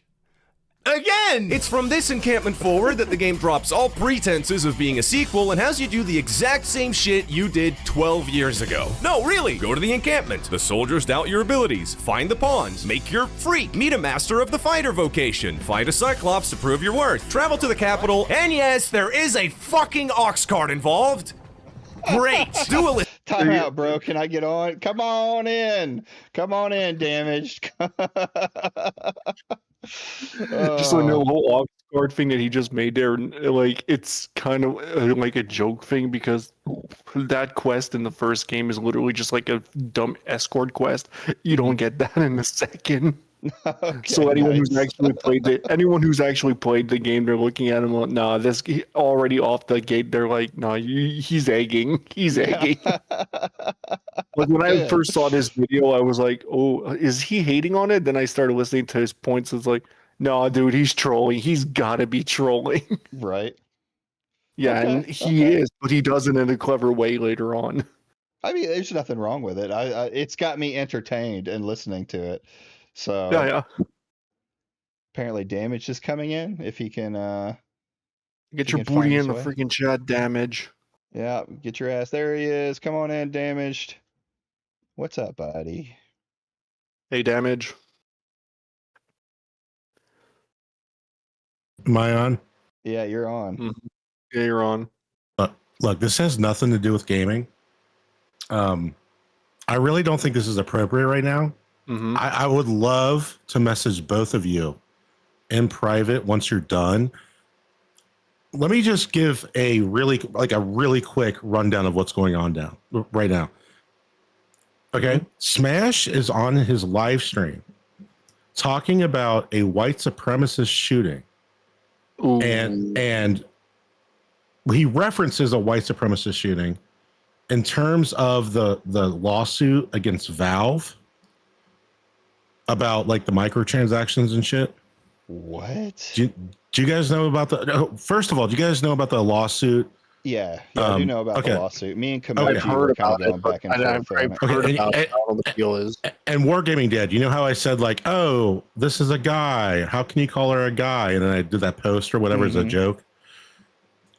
She made a post about a white supremacist shooting that happened in I think it was 2022 or 2023. It wasn't that long ago. And he is saying that it's not. Wait, he's saying the white supremacist is not a white supremacist? He's saying that the shooting was not done by a white supremacist. And look, okay, we're getting too far into this. Look, I need to message both of you. This is crazy. Okay, just do your Dragon's Dogma shit. I get this is a live stream, but I'm telling you, this is some of the craziest shit I've ever seen him do, because he's like sweeping for a white supremacist mass shooter on his live stream, saying it has nothing to do with white supremacy. It is insane. How about you create a group at that point with me, you, and Damage in it, and you can DM us both there at the same time. If you've got clips, let me get some clips of it too. If not, I'll go find it in the stream, and we can cover that Friday. Chances are I'm probably going to be checking the DMs tomorrow morning when I wake up, because again, I gotta sleep, get ready for work tomorrow, and all that stuff. Yeah, I think it would be great to end my last stream on a smash stream. but yeah, basically just create a group, make a group at that point, and just DM us all there. Yeah, I would. Yeah. This is what happens when I'm drunk. Never let me on when I'm drunk again. This is actually happening, but I'm just saying. I'm not trying to interrupt your shit, all right? Well, you go have a good time before you say anything crazy on stream. Chancellor War is the one who's going to get more fun out of this, because I don't really give a fuck about Smash. I think the guy's an idiot. I will definitely get fun out of it. But yeah, you go enjoy yourself, bud. And he's out.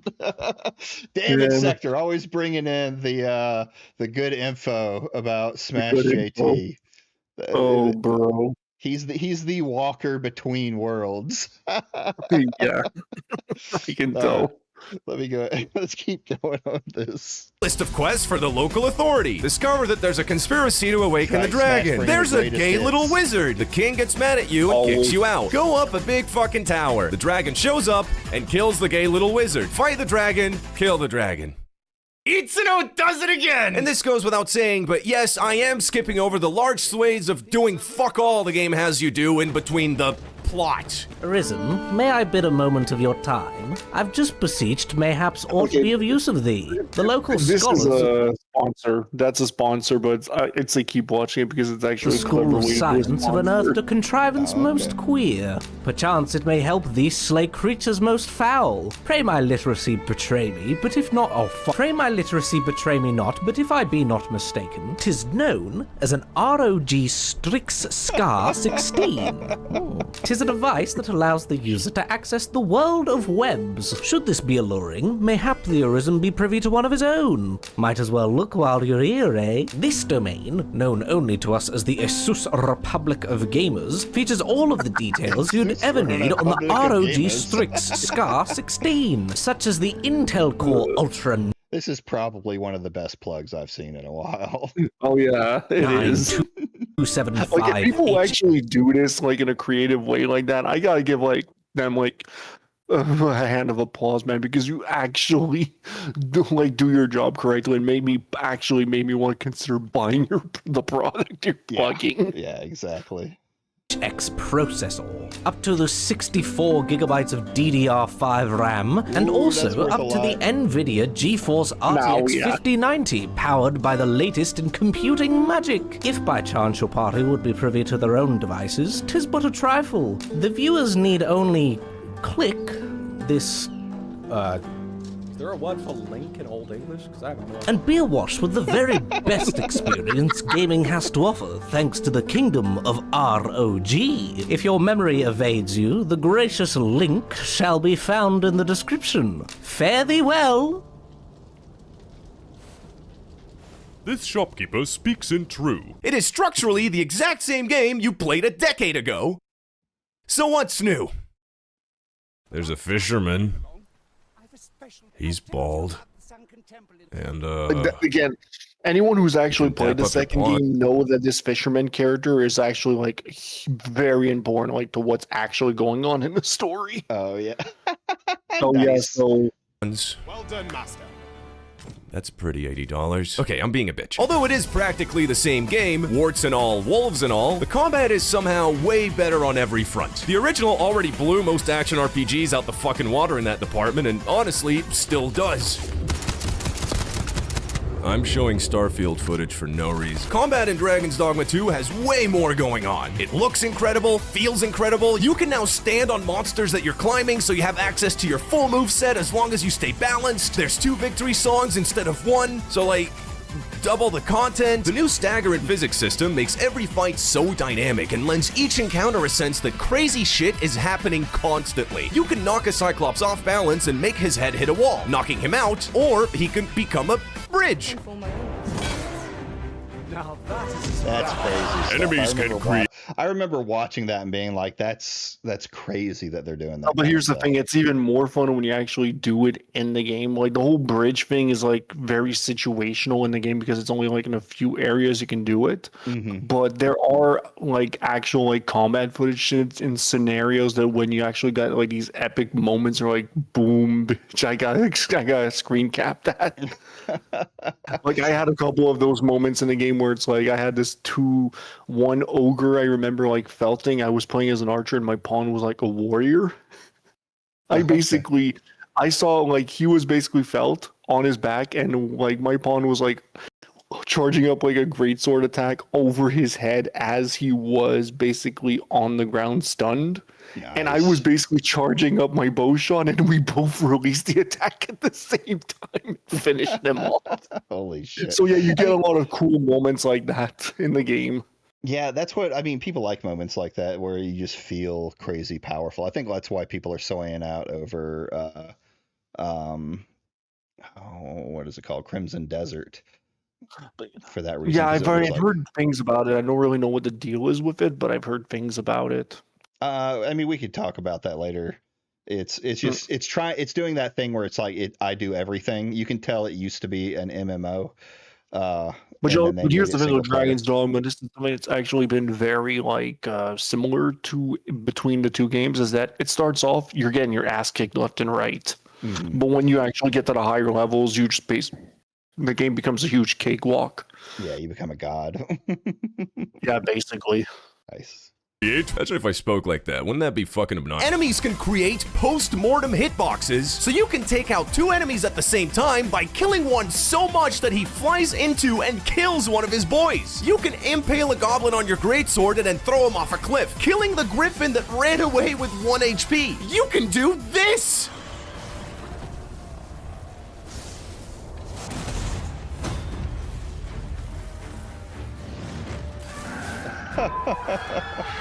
Fuck! And you can knock a golem's head clean off his body and then roll it around like you're building a really shit snowman and then use his own lasers against him. And this is only the stuff I can remember. I have over 300 clips of this game. They're all combat! The vocations, while being incredibly similar, are also not that at all. They are, dare I say it, finally balanced. They're now designed to avoid redundancy where one vocation would make half your choices completely pointless. Why play fight?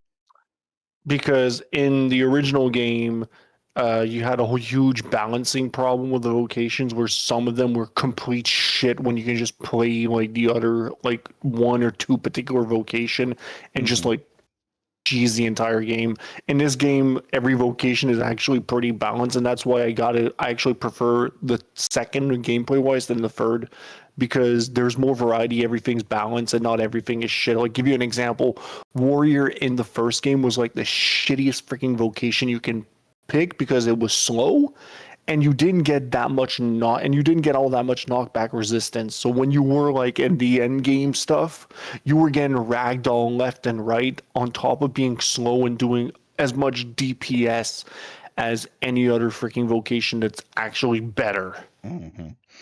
Yeah, I mean it's you want to be like I hate when I go into a game and I have an idea for a character. Based off of the, parameters that are in the game. And then I make that character and it sucks. So I have to use the meta to feel like I'm doing anything. There's a reason. The whole joke is that Dragon's Dogma 1 was basically the Strider and the Assassin meta because Assassin and Strider had basically access to double jumping, which in the second game, you don't have that. None of the vocations have a double jump. Oh, okay. Interesting. Well, technically, yes, they do, but it's an ability. Gotcha. Like the So, yeah. thief does technically have the ability to double jump, but it's an ability that you have to actually manually activate to get it, and sometimes it doesn't always work in your favor. Makes sense. I mean, that's a good way to do it, considering, like, yeah, the movement. He does go a bit more in depth on how it works, but I'm just giving you like an idea of how it is. Yeah. Or strider, or ranger, or warrior, when assassin could do fucking everything! I loved assassin, and I'm glad it's gone. Meanwhile, there's 10 vocations in Dragon's Dogma 2, and only one of them can dodge. Everyone else has to work within their limitations. Thief can dodge, but folds upon the slightest breeze. Fighter is versatile, but doesn't really excel at anything. Mystic Spearhand is Virgil. Wizards can levitate. Oh yeah, but Mystic Spearhand is Virgil. Yeah, honestly, I didn't really know how to feel about Mystic Spearhand when I actually first tried it out, but then I figured out how to basically build around it, and it's like my favorite vocation in the entire game. It's so fucking busted. Nice. Hell, and Trickster is Okay, keep going. He's gonna make a joke, but I'm gonna be real. I still don't know what this guy does. I wrote down the words bong jutsu. So, you know. Okay. Make of that what you will. Okay. Put it short, Trickster is basically one of those vocations that's not meant to do any damage. It's more so illusions and like causing the enemies, like basically breaking the enemy AI to where they focus on you or your illusions while your party does the work for you while the enemies are all distracted. Okay, so it's the support. It is good. Yeah, well, it is the support thing, but that's the thing. None of the party members, like the pawns, cannot play Trickster. It's only a player focused vocation that can be used. So you basically become the assist when your party technically are the ones that are supposed to be doing the assisting. Gotcha. I mean, that's an interesting way to do it if you want to do. It is like here's the thing. It is fun to play once you actually know how it works. It does rely more on party composition, because the whole point is that you're supposed to be pulling aggro from the enemies onto you. So let's say you have, I don't know, maybe like a fighter or a warrior, which are usually meant to pull aggro. It doesn't help you. Gotcha. Yeah. So basically, kind of a more difficult class to learn and to adjust for those who want to. It's difficult class to learn. But the whole point of playing Trickster is that you're supposed to be playing it like you're a little fucking troll and annoying the ever-living shit out of like the enemy AI. That's the whole point. Gotcha. All right. Class has been redesigned to be laser focused at being good at one thing and terrible at others. That way, all of them feel unique. And they do. It leads to more experimentation, more variety in playstyles, more diversity in how you build your party, and if you do really miss Assassin, the Warfarer lets you basically create your own vocation at the expense of having worse overall stats. It's fucking brilliant! The contentious aspect there is of kind of like is a downside to the whole Warfare. I don't really like the Warfare because you don't get access to the Maester skills, which are basically the broken abilities that every vocation has. So you can do everything, but you won't be as strong.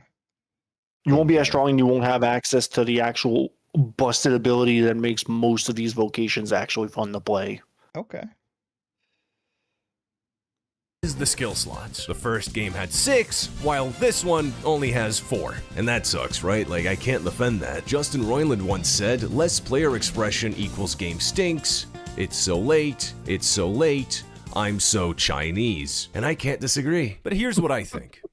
And what I think is good. That's what you fucking deserve. This is my revenge. I'm a warrior main. I've been dealing with this shit my entire life. You fucking bougie ass assassins and mystic knights and whatever the fuck else got to coax through life with 6 whole ass skill slots while I slaved away in the pits, eating 3 slots for lunch from the trough like the good little pig I am. And now you're down in the dirt like the rest of us. You will eat from the trough and you're gonna fucking love it. And guess what? For you, it's 2 less skill slots. But for me, holy shit, a whole new skill slot! It's Christmas! So if I hear another unlovable, pathetic mongrel tell me that it's a crime that their overtuned wizard can only bring 4 stupidly busted fucking spells instead of 6, I say, fucking cry about it! I remember playing mostly a warrior, and in fact, I really enjoyed the shield. Yeah, that's the fighter class. That's the fighter. Oh, is that the fighter? Never mind then. I was a fighter. I was The drinking. warrior is the two-handed swords guy, and the warrior in Dragon's Dogma 1 is just complete garbage. Yeah. Okay. So I was wrong then. I was one of the ones feeding on all the abilities. No, the fighter, again, it's not the main meta guy. He's basically just a better version of warrior, and really his whole thing is to pull aggro. And that's about it. Yeah. But fighter is not like the main. It's not that good of a vocation either. It's good for like pawns, but it's not good for actual player if you want. Like sorcerer is pretty busted because of their broken spells, but assassin, strider, and magic archer were usually like the ones that everybody would go for. And that were the ones that were pretty busted. Yeah. Strider in particular was obnoxious, especially once you actually unlocked like one of the abilities, which was called Helm Splitter. There was you could get an upgraded version of that by getting an item in the end game, which is Bitter Black Isle, which makes it even more busted, and you can just spam it over and over and over and get this stupid damage output with it. Oh. See, I should have played Thankful. that game. Like it's that ability still exists in Dragon's Dogma 2, but it's not as broken as it was in the original. But FIFA's still pretty busted in 2. They're just more balanced than they were before. Oh yeah, they're more balanced than they were before, and there's actually variety. Like with Warrior, it's a lot harder to get knocked down when you're playing Warrior, because the whole point is that you're slow, your attacks are slow, but you're also the freaking tank of the group. Yeah, so it would be terrible if you were getting knocked down constantly. That would be annoying. Yeah, which in 1 that was the case. You were always getting knocked down as Warrior. So yeah, let's keep going.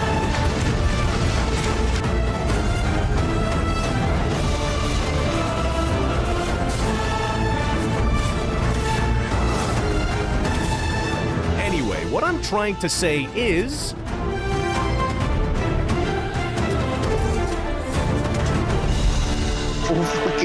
goes down as you should play Dragon Dogma 1. It is same game, but worse graphic. Any rarities to sell? I'll pay you handsomely. In terms of how it all comes together, Dragon's Dogma 2 is a game that hates you, and that's the only warning you're gonna get. The systems that it carried over from the original have been reworked to be a little bit more fucked up, and the new systems are just completely fucked up. The health system is the same, where every iota of damage reduces your max HP, but now your maximum health cannot be recovered with healing items. And every time you die, you respawn with 10% less of it. Lest we forget, DD2 autosaves all the time. So if a boss is mashing you into soup, too fucking bad. You have no choice but to run and find the nearest camp to get your life back. See, resting at camps is the only way to recover your... Oh, wow, cool! Awesome! Welcome to Nazi Vermin! I actually love that. Welcome to Nazi Vermin. Well, even that whole mechanic where it's like you have to, like, it's not just easy to get your health back and things like that. Yeah, and you can actually get ambushed. Like, the whole thing with the camp too is that you can get ambushed at any given moment. Yeah. But it like harkens back to some of the roguelikes that I play. That I mean, it is kind of like Dragon's Dogma is kind of like a pseudo roguelike, but in the end game, that's where it really becomes a roguelike. Okay. And you can't rely on your pawns either, because Dogma 2 introduces Dragon's Plague, a venereal disease your pawns can catch that, if left unchecked, will nuke the next city you rest at, killing every NPC. And the only way to get rid of it... That's awesome. I'd love to. I love Here's the ticking thing. time bombs. They did kind of like nerf that whole Dragon's Plague mechanic because if you play now they added like a casual mode for it. On normal mode, it is a thing, but if you play the game on casual, it doesn't exist. It doesn't happen. It's because people cry, but that's all right. Well, yeah, because It it's is to something people either kill your- they weren't able to notice. So yeah, but there is a way to deal with it. Okay. Well, I would hope so, not just. Well, he's going to tell you right now how to deal with Pawn it. or pass it to another one. This wasn't a joke. This game is not afraid to leave you behind. You can stumble into the credits and miss half the content. I know someone who allegedly 100%ed the game. They still think it only has 6 vocations. It's fucking brutal. It's a game that makes absolutely no concessions for the girl playing this. You have to meet it on its terms. At times, it feels like the game is pranking you. It will slight you in ways that feel deeply personal. You will be the target of many instances of cosmic bullshit. Borderline, no, straight up cheating. This should suck. But you have the tools to cheat it right back. You only have to pay attention. Here's an example. Early in the game, you get a quest to rescue a guy from jail, and to do that, Brant gives you a key. The game has a skeleton key style system where some chests are hidden inside cells all over the map. Those doors can only be opened with the makeshift jail key item that'll break after one use. So on normal person playthrough, your pockets are full of keys just in case. The only key that doesn't break is the one that Brant gives you. And to make sure the game doesn't break, he asks you to give it back once you've rescued the guy. Except, I remembered that before I break homie out of jail, I can take an ox cart to the checkpoint rest town, get ambushed because Adolf Hitler, find Ibrahim pawn shop, feed him the infinite jail key, wait a day, receive the infinite jail key and a duplicate of it that does fuck all, back to Vernworth, Adolf Hitler, prison break, talk to Brant, he asks for the key back, I give him the knockoff, and congratulations, you never need to worry about another jail cell ever again. And all that was possible because I cheated. I've never felt so rewarded for thinking outside the box since MGS5. The game has so much And also, whimsical... fun fact. The skeleton keys system thing, like the skeleton keys, that's actually something that they did try to sell as a microtransaction as well. And again, here's the thing with the microtransactions for Dragon's Dogma 2. A lot of it is useless junk. It's all stuff that you could easily get by playing the game for like a few hours. Yeah, I remember hearing about that, and it was like a weird concept to me because, like, are they just trolling people with it? Because you well, again, it's probably you have to remember they did try doing the same thing with Devil May Cry remake as well. Like, sorry, Devil May Cry 5. They tried doing that with that as well. And a lot of people, anyone who's familiar with Capcom microtransactions, all know that 90% of the time they're bullshit. They're not even worth paying for. Gotcha. Because they're just basically making you, like, they're worthless microtransactions that once you actually play the game for more than, you know, an hour or two, you realize, I did not need to pay for this. Yeah, but, you know, whales will still buy all of that thinking they need it. Yeah, true. That's funny. True. And we get to laugh at them for it. That's right, and Capcom's laughing too, I guess. Yep. That it never tells you about. Pawns can now take you directly to treasure that they found, and fighters/warriors can throw you up to them if you can't reach them. You can rip off quest givers by giving them knockoff items from the pawn shop, keeping the real ones for yourself. And even if you get caught, you can bribe Ibrahim pawn shop to do his famous Ibrahim lie. And just like the first game, you can train pawns wrong and make them completely fucking useless. I waited a real life hour for my fucking fish and apples to rot so I could deliver them to the elves for a special delicious elvish meal, only for my pawn to turn that food into special delicious fucking useless lamp oil, you fucking moron! I was gonna eat that! But on the other hand, stupid pawns are the only pawns you can play pig catch with. Pig catch. That's what I'm talking about. Let's Pig go. catch is a secret minigame where if you pick up a pig... Okay. One more example. This one's my favorite. There's an optional quest with a Sphinx. And when I say optional, I mean optional. She's located at the very The Sphinx is one thing that I missed on my first playthrough. I didn't know where to find this fucking bitch. I like hidden stuff like that though. It makes you want to actually search the map. It's Yeah. my biggest gripe But with open world There's games. some of the riddles, like some of the riddles that he's going to point out now that is actually very interesting because I remember some of those too. Luckily for me, I didn't end up in the situation he was in. Nice.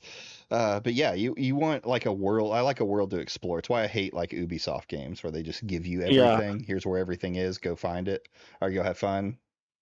And the fast travel system in this game, again, it's like very limited if you want. Okay.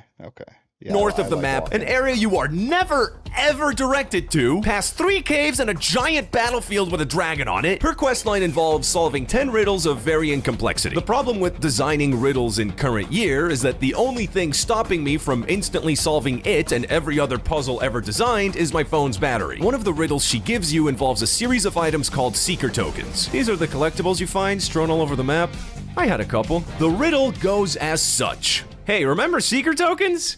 Okay, cool. Go to the place where you found your first one. Oh, you have 7 days. no. You know, that's funny. I lied. I didn't have a couple. I had 80! This fucking riddle is a stroke of genius. And that absolutely is a stroke of genius. Because here's the thing, me on my first playthrough, I didn't have this issue because I went through the first playthrough, never encountered a Sphinx. On my second playthrough, dude, when I saw that riddle, I was like, fuck, really? And they give you like 7 in-game days to actually find where you had it. And thankfully, me, like I said, this was like my second playthrough, so I already had turned in most of these and had maybe picked up 1 or 2 along the way. So I managed to backtrack where I found the first one, and surely enough, I did. Nice. Yeah, I don't know that I would remember the first one. I would be so caught I off have guard. I have a very stupid good memory, man, so I tend to remember shit like that. Well, I need you to give me some of that because mine's stupid shit. immensely fucked up. Not just because I had 80 and there was no way in fuck that I was gonna remember where any of them were, let alone the first one, but because if you don't solve every riddle perfectly, the quest line ends. And lest we forget... Now that's kind of bullshit though. I believe you're allowed to fail 2 before the quest line, before the Sphinx turns on and says, no, fuck you, you're boring. Oh, okay. So a little wrong here. Yeah, you're allowed to be wrong on a few of them, but if you're wrong on too many, she just basically turns on and says, fuck you, I'm out, bitch. That's great. I love quests that you don't get to redo again. Especially in a system that's auto-saving all the time.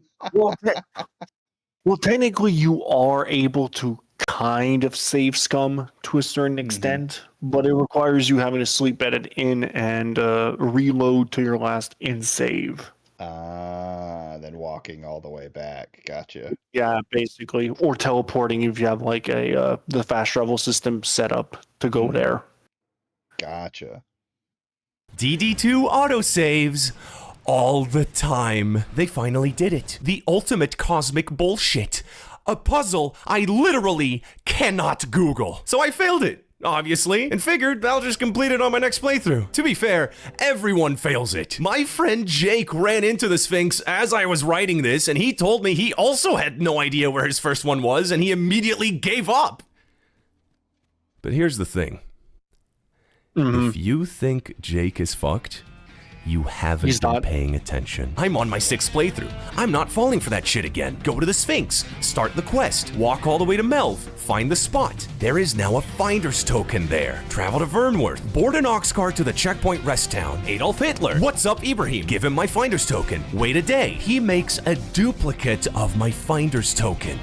Go to the Rift, find Jake's pawn, hire them, dismiss them after a while, which lets me give them an item on the way out. Give them the Booga Finder's token, Jake rests at an inn, he wakes up to his pawn, giving him a fucking Finder's token.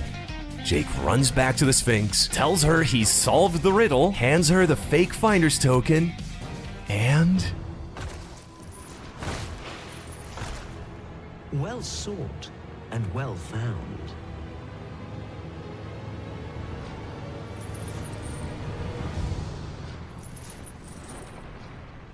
I trust it was a pleasant jaunt. As promised, you shall have your prize. Look for it in yon chest. Yeah, that's in like I love the way that This game fucking rules. You know those videos of devs watching speedruns of their own game and they just feel fucking worthless witnessing people who have spent their entire lives mastering the craft of engaging with as little of their art as humanly possible? This is the opposite of that. All these systems are optional. The Ibrahim is missable. The Sphinx is missable. My pawn is missable. And yet they interact between each other flawlessly. Hell, having a house is missable. I'm no longer talking about the game. I live in a box. And I've had the same address for years. There's a lot of new, but it's mostly, if not entirely, refinements over the formula that Dragon's Dogma 1 established. And here, by the way, I live right here. I think that's where a lot of people's disappointment comes from. By the way, I live right here. The little mini cuts in there are great. Yeah, I know.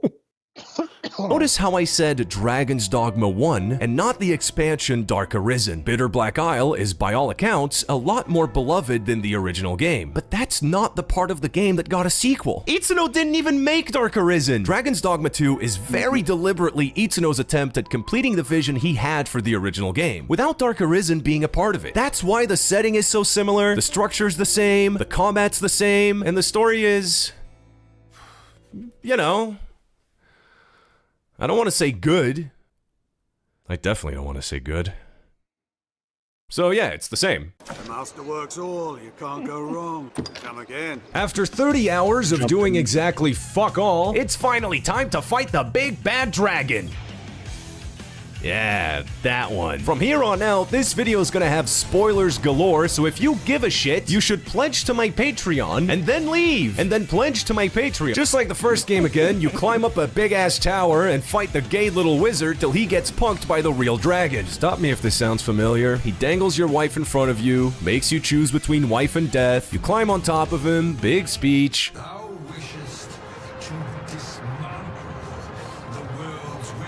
You fight him for real this time, and yeah, much in line with the rest of DD2, it's the same as the first game, but... worse? Huh. Yeah, this one surprised me too. For a game that generally improved on everything the original did, it's pretty shocking the actual fight with the dragon is kinda... whatever. So the dragon becomes old and ugly and dusty, and then...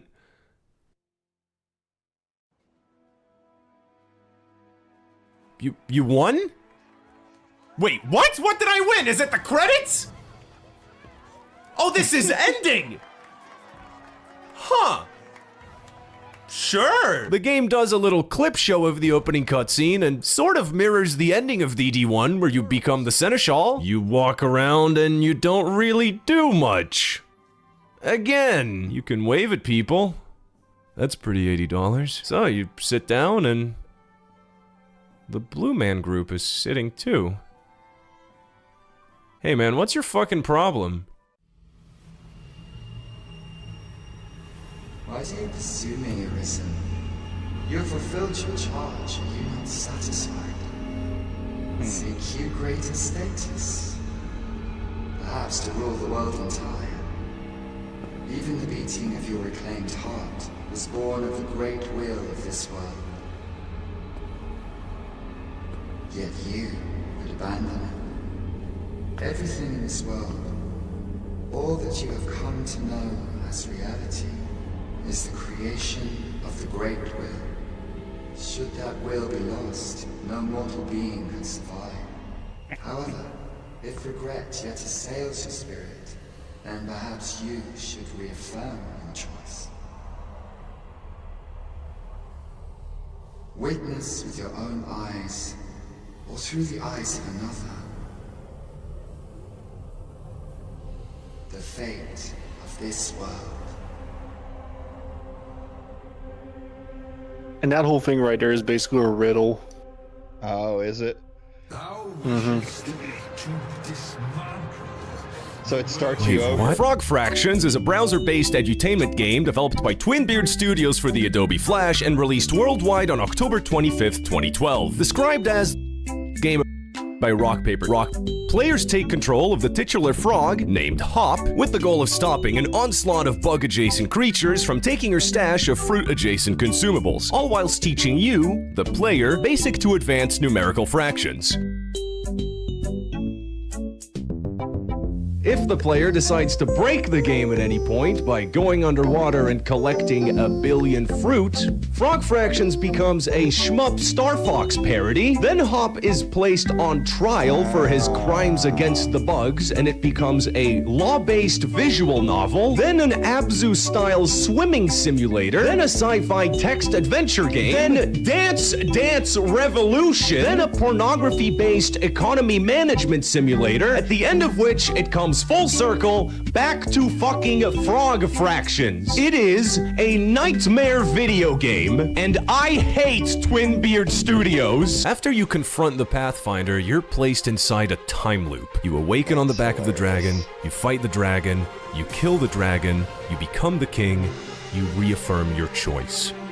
Forever. I'm not joking. I must have fought Grigori like 5 times before I realized this wasn't going to stop. A lot of people think this is how the game ends. And I mean, who could blame them? If you go back to the main menu, the game lets you start New Game Plus. And that definitely wasn't there before.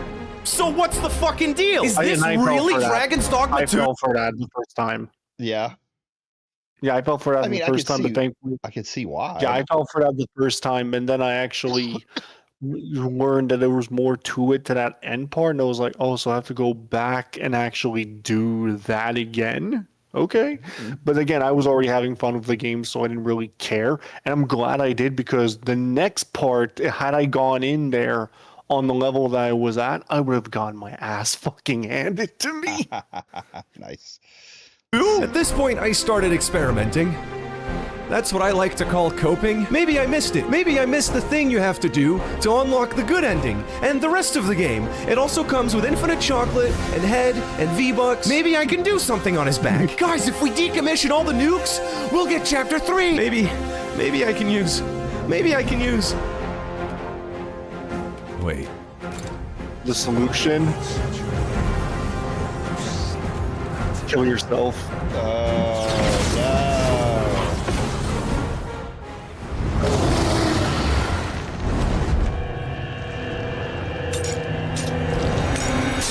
And again, here's the thing. The whole thing that he just used to stab himself with, you get that midway through the game. So it's not like they're not hinting at you having to use this thing. And the first game also has it. So anyone who's actually played the first game kind of already has like half of the puzzle solved already. Because they know what the hell this thing does. Gotcha. Okay. Because it's literally an item that you have in your inventory, and the only thing it does is fucking kill yourself with it.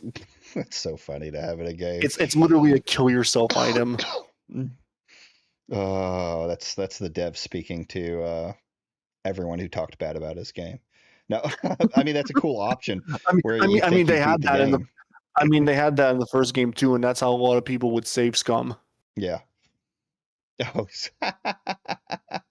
That's how they would save scum. Like there were some parts, let's say you didn't get the loot that you wanted in the first game from certain chests because it's randomized. You would just save the game, plunge the dagger, and then just save scum from the last point you save in those chests all reset with different loot in it. Okay. That's interesting. You can't do that though in the second game. They don't let you do it like that anymore. Yeah. Makes sense. Make it harder. Mm-hmm.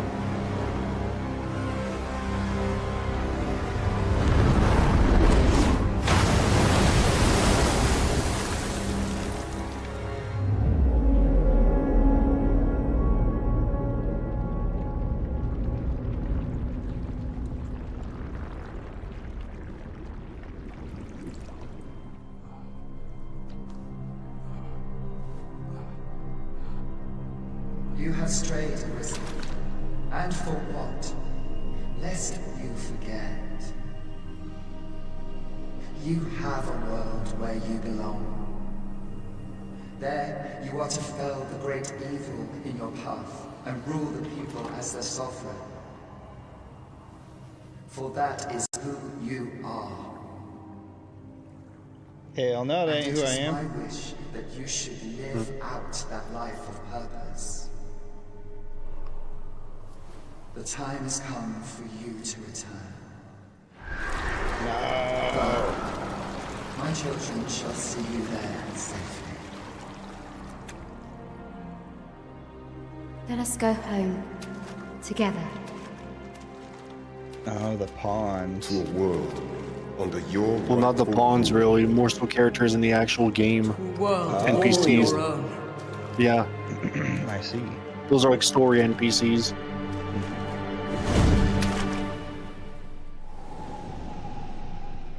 This is your will? Then behold, a world unmerciful, with left the benevolent hands of gods.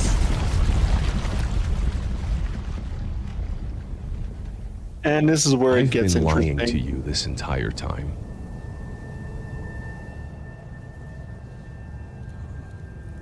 So this is the new game plus?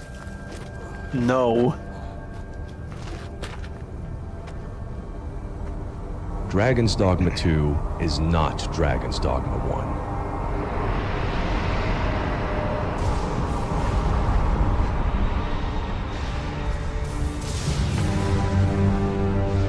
Really?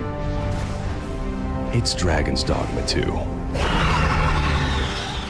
You get a title drop at the 80-hour mark. Up until now, you've been playing a fake video game, a meta remake of the first installment. The game makes fun of you for thinking that's all there was to it. Now you've unlocked, you've earned the sequel. Enjoy. That is absolutely fucking nuts. Oh yeah, it's like they gave you like a title drop all the way like at the end of the game, and you actually have to go through all this bullshit to finally get it. That's crazy. But it This is blew- interesting because it's also, this is where it actually does become a sequel, because a lot of the shit he's going to tell you is all stuff that's related to the first game. No shit. Like, how many more hours is there past this title screen? But not that much actually, because I think there's like maybe max 2 hours left of the game, because you're basically on a timer. Gotcha. Your girlfriend's in here complaining about us nerding out. Sorry, babe. It was a Dragon's Dogma video. I had to share it with him. That's right. We're having fun. Don't you come in here with your copium BS. No, it's because she was trying to call. Like She was trying to fucking call me, and I told her I was like in a stream with you. So it's like, hey, She's gonna start getting jealous. She's gonna get jealous.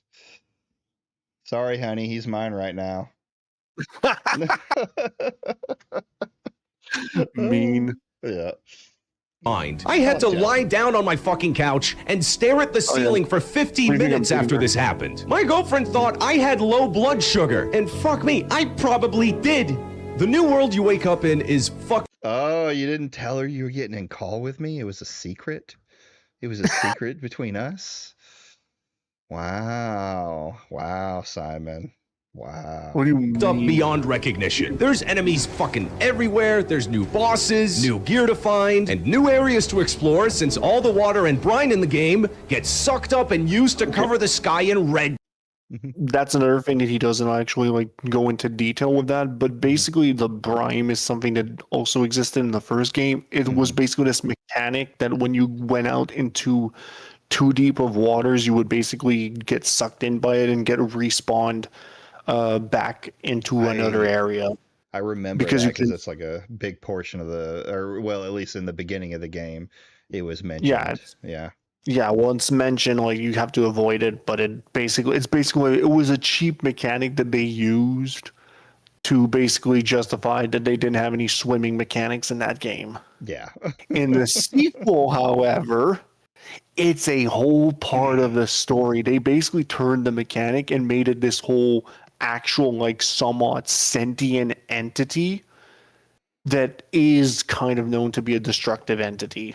Okay, So yeah, the brine basically, instead the sea basically gets evaporated at the end game and goes up into the sky, creating like this whole red cloud type of thing, end of the world apocalypse thing. Gotcha.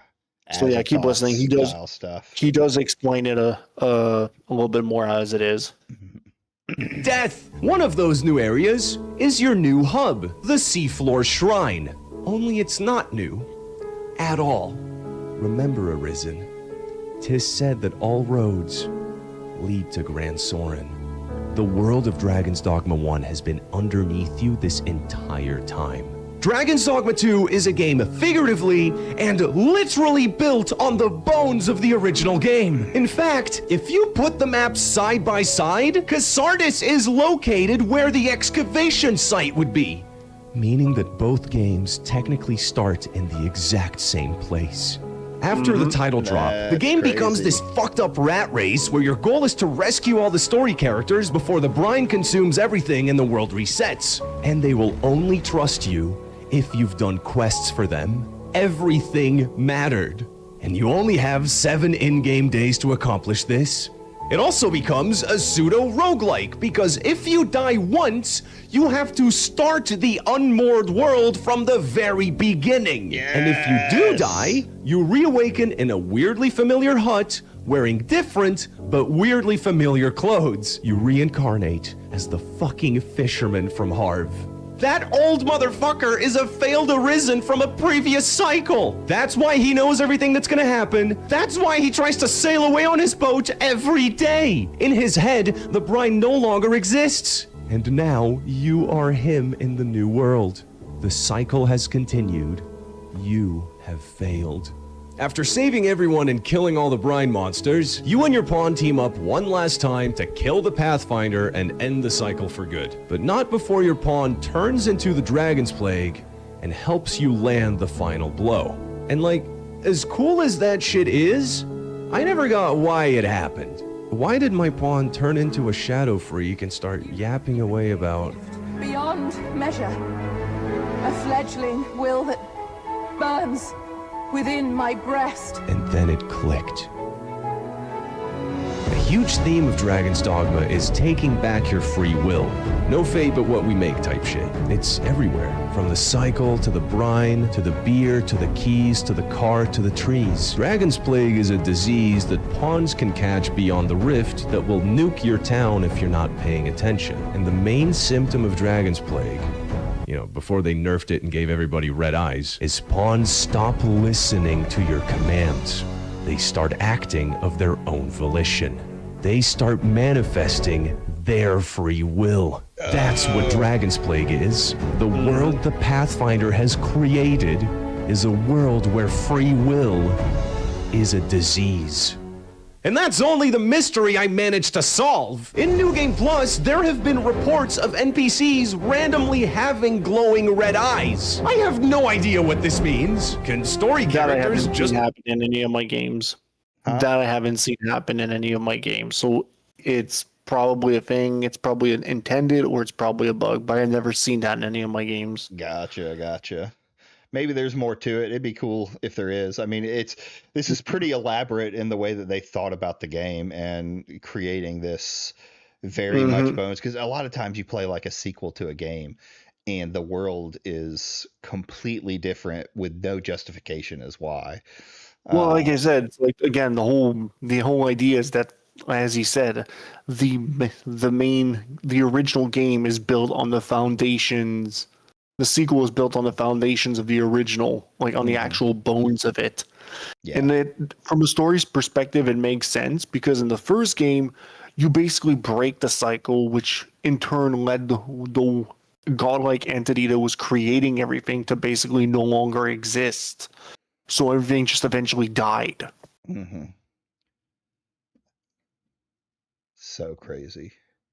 So it is an interesting game, and also this is why I fucking love this series.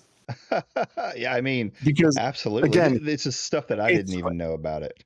Yeah, like it's really well thought out, and you really have to look at the story, the plot from a different perspective than you would any traditional story. You have to kind of look at it more as a old Shakespearean play and kind of know where they're pulling their whole philosophy from for the story, because the whole idea of free will, it's pulled from Arthur Schopenhauer.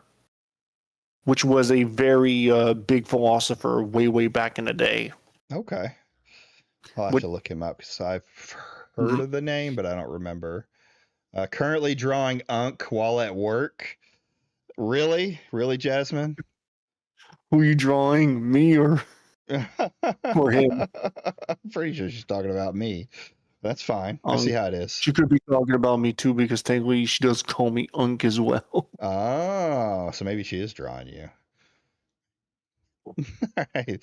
Let's keep going because this is pretty cool. Yeah. Get Dragon's Plague now? Or is it just a manifestation of the Pathfinder controlling them? Can I fix her? Who do you voodoo bitch? Or is it just a bug? Here's the thing. NPCs having glowing red eyes exclusively in New Game Plus already feels way too specific to be a mistake. But what really drives me up the fucking wall is, a couple weeks before the game dropped, Eurogamer managed to interview Itsuno. They specifically asked him about why the title screen doesn't have a 2. A very normal question. In response, Itsuno said this: "All we can say is, nothing in this game is unintentional." And we'll leave it at that. I think I hate him. This game is fucking brilliant. In one fell swoop, Itsuno managed to make both a remake and a sequel to the first game. Do you know how insane that is? I've never seen this before in my life. Ever. On this scale. Because I have seen this before. In Glittermitten Grove. Because Glittermitten Grove is not Glittermitten Grove. I told you. It's Frog Fractions 2. The king. What now? I told you. I told you he gets back to this and makes actual points out of it. Welcome, Collective. Good to see you. Kickstarter was successful. The sequel exists in this game. The whole fucking Fairytown management simulation gobbledygook is a front. If you dig a hole deep enough underground, you find a door, and opening that door turns the game into TXT World, a collection of minigames like Alien Roommate and Battle Chess that are hidden inside a Zelda-like overworld. It lets you import your Mass Effect save data. It does nothing. It does fucking nothing. When you beat TXT World, you realize that TXT World is not TXT World. And it's not Frog Fractions 2 either. It's Frog Fractions 3. Because Twinbeard Studios considers Frog Fractions 2 to be the ARG that Kickstarter backers had to complete to find Frog Fractions inside Glittermitten Grove. You people make me sick. Years later, Frog Fractions Game of the Decade edition. Oh, that's brilliant. I'm convinced to continue my current DD2 save. Oh, you convinced her. Comes out free of charge. It's just a Steam port of the original. It's normal. I know. Unless you buy the. I gave her the money to actually get and to actually play the game, and she hasn't really gone back into it recently. I'm pretty sure it was because of like hardware, memory space on her computer. So yeah. Okay. Fucking hat. Hop's iconic cap is not Hop's iconic cap.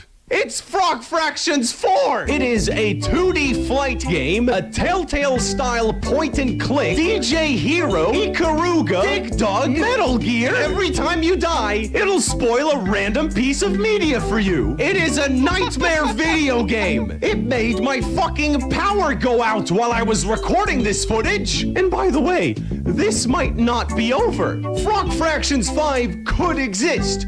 We don't know! Like a dog landmine from World War II, that fucking game could be out there for some poor Eurasian child to stumble onto! Their birthday was tomorrow! And now they're on the news! I loved that kid! Grunge is not enough! I need to kill Twinbeard Studios! Frog Fractions Game of the Decade Edition is both a remake and a sequel of itself. It is the only other game I can think of that has done this. And of course Twinbeard Studios can do this. That's a fucking JPEG game made by mostly one fucking dude. Dragon's Dogma 2 was made by a team of many people and many money. Investors paid for this. And it exists and it's contextualized. Taking the concept of the cycle and applying it to the concept of remakes and sequels and using this as an opportunity to both create the game you originally wanted to make without any roadblocks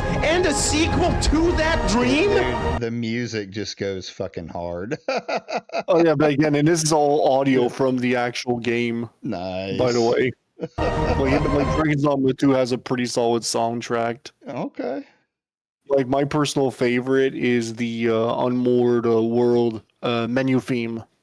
Yeah, yeah. Which was the somber one you were hearing a while ago. Okay. I'm always good for a good soundtrack.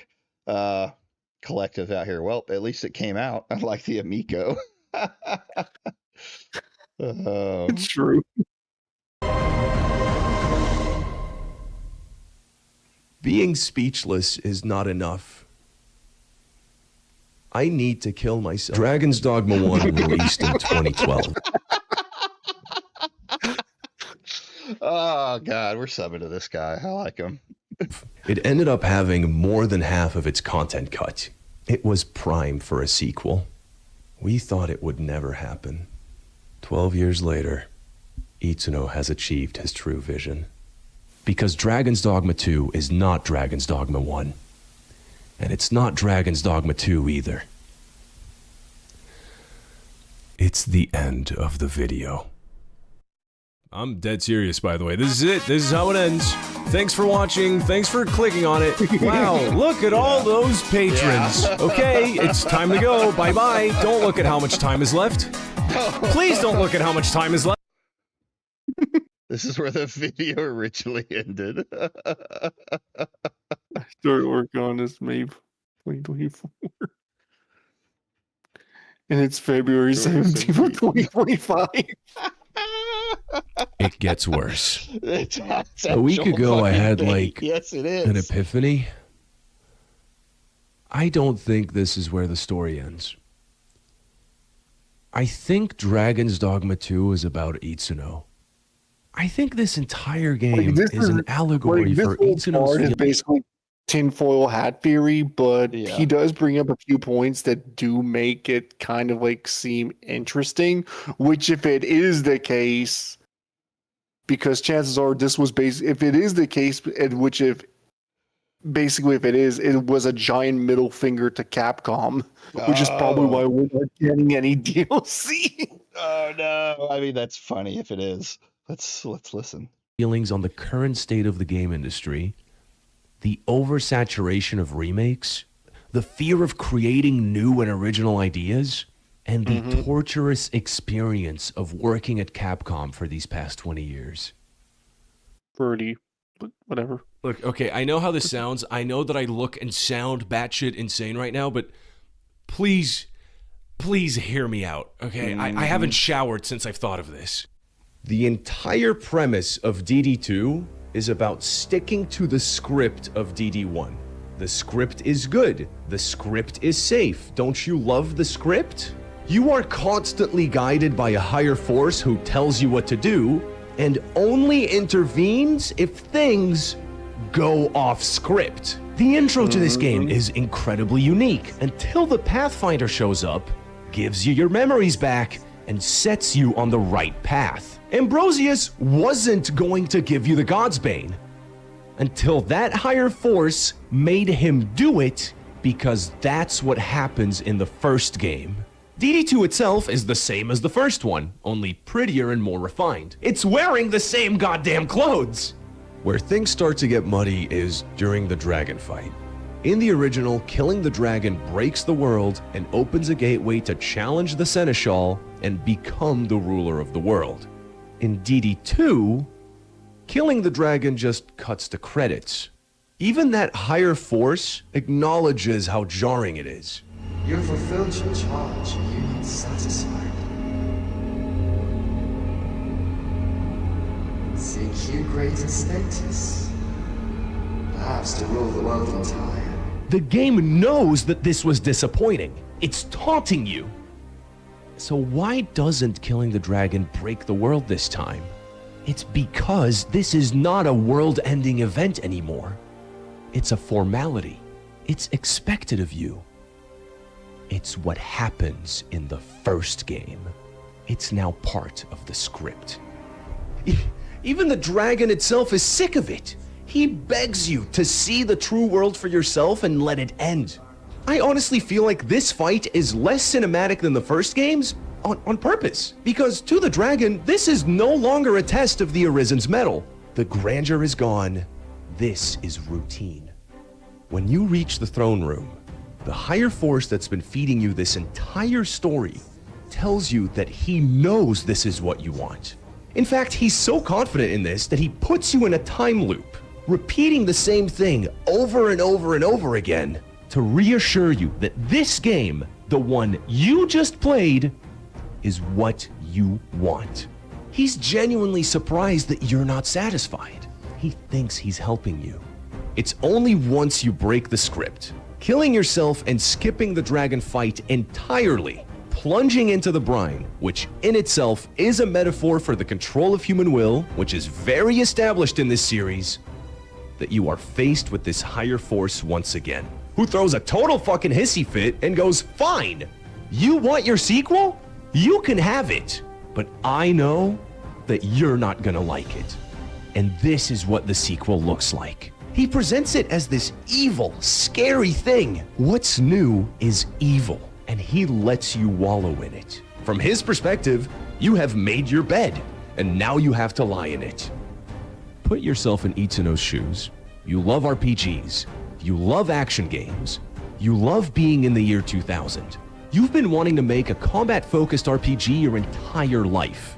You build a pitch using all the experience you got from working on the arcade release of Dungeons & Dragons, and then you pitch that pitch to your boss at Capcom. You have all of these design documents laid out, detailing the structure of the game, the setting, the genre, even the fucking pawn system was part of that pitch. A system enabling a single-player RPG to have party members created by your friends and then hired online. He came up with all of this when New York City still had both towers. Capcom listens to your pitch. They say no. Now go fix Devil May Cry 2. You know, the one that's going through a development inferno right now. You know, like Dante. It's like Dante. Go make it good. Attaboy. Hey, by the way, we're green-lighting Monster Hunter instead.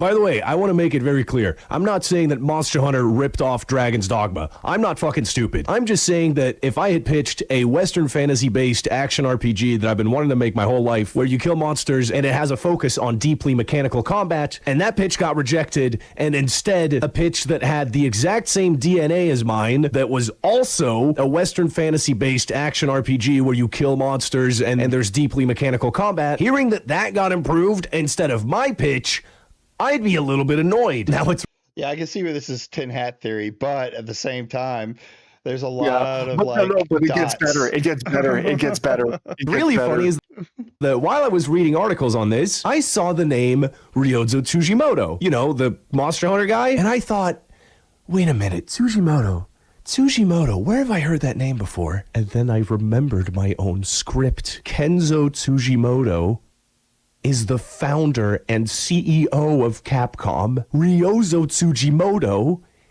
is his son. So if I found out that my pitch got rejected and then a different pitch got approved that had incredibly similar So Monster Hunter is nepotism. Yeah, that's what the theory is. That's what the theory is. But again, and he's going to basically say, if I was in that sort of position myself, I would be fucking livid. Yeah, 100%. Because especially, and again, you can kind of understand the situation to a certain extent as a person in general, but as a creative and an actual artist, that type of shit pisses people off to no fucking extent. Like if I would have been in like in his shoes, it's no shoes, I would have said, "Fuck you, I'm walking out." But he didn't. I would have walked out on them. He made the He game stuck he around. wanted to. Yeah. He stuck around and ended up doing good work to eventually get the game that he wanted to. Keep listening. It gets interesting because yeah. we all know the story. Eventually, the idea that he pitched did eventually get approved. That's interesting. Monster Hunter Wilds made my PC lagged when I tried to play it. Optimization issues. Like, here's the thing: like, Monster Hunter Wild has more optimization problems than Dragon's Dogma 2 did, and it still has pretty bad optimization. Both games are actually sitting at a mixed at the moment. Yeah. On a Steam, if I I'm just remembering looked at correctly. Dragon's Dogma 2 and purchased it because it's like on a half off right now, and it's sitting. Recent are very positive, but it's still sitting as mixed overall. Is that you that just picked it up, or? Yeah, I just picked it up. Play it, man. Play it. You'll love it. Now. It just looks good. But yeah. Let's keep going then. I want to hear more of this. DNA to my idea, and I found out that the guy who made that pitch is the CEO's son? I'd be fucking furious! 8 years later, Capcom is currently planning to push out big-budget, bombastic, awesome games to try to appeal to a Western audience. Historians would later call this the abysmal dogshit era. They are very open to ideas. It was during this era that Itsuno once again tried to pitch Dragon's Dogma. Because if there's one thing the West loves, it's oblivion. And the pitch was... True. If you can believe it, the same exact fucking pitch that he made 8 years ago. But this time he doesn't hear a no. He hears a maybe. Okay, so I'm hearing a lot of weird shit. A lot of this is a bit out there, a bit too unique. This isn't the kind of game that we usually produce, and I just don't understand how any of this could be fun. This isn't paraphrasing. They literally said that. We kind of have no faith in this project, and I'm afraid the budget is going to reflect that. But it also has to sell 1 million copies. Thank you. Okay. So how much money am I getting? $7? Are you fucking serious? Dragon's Dogma 1 comes out. Obviously, Even though more than half the content was cut, Itsuno is still tremendously proud of it. Because despite everything, its design remained actually identical to the one that he wrote 12 years ago. And I know this because he shows those design documents from fucking 2000, and they all still apply. This is insane. This almost never happens in game development. Ever. Especially at this scope, and especially with only $7. Around a year later, in 2013.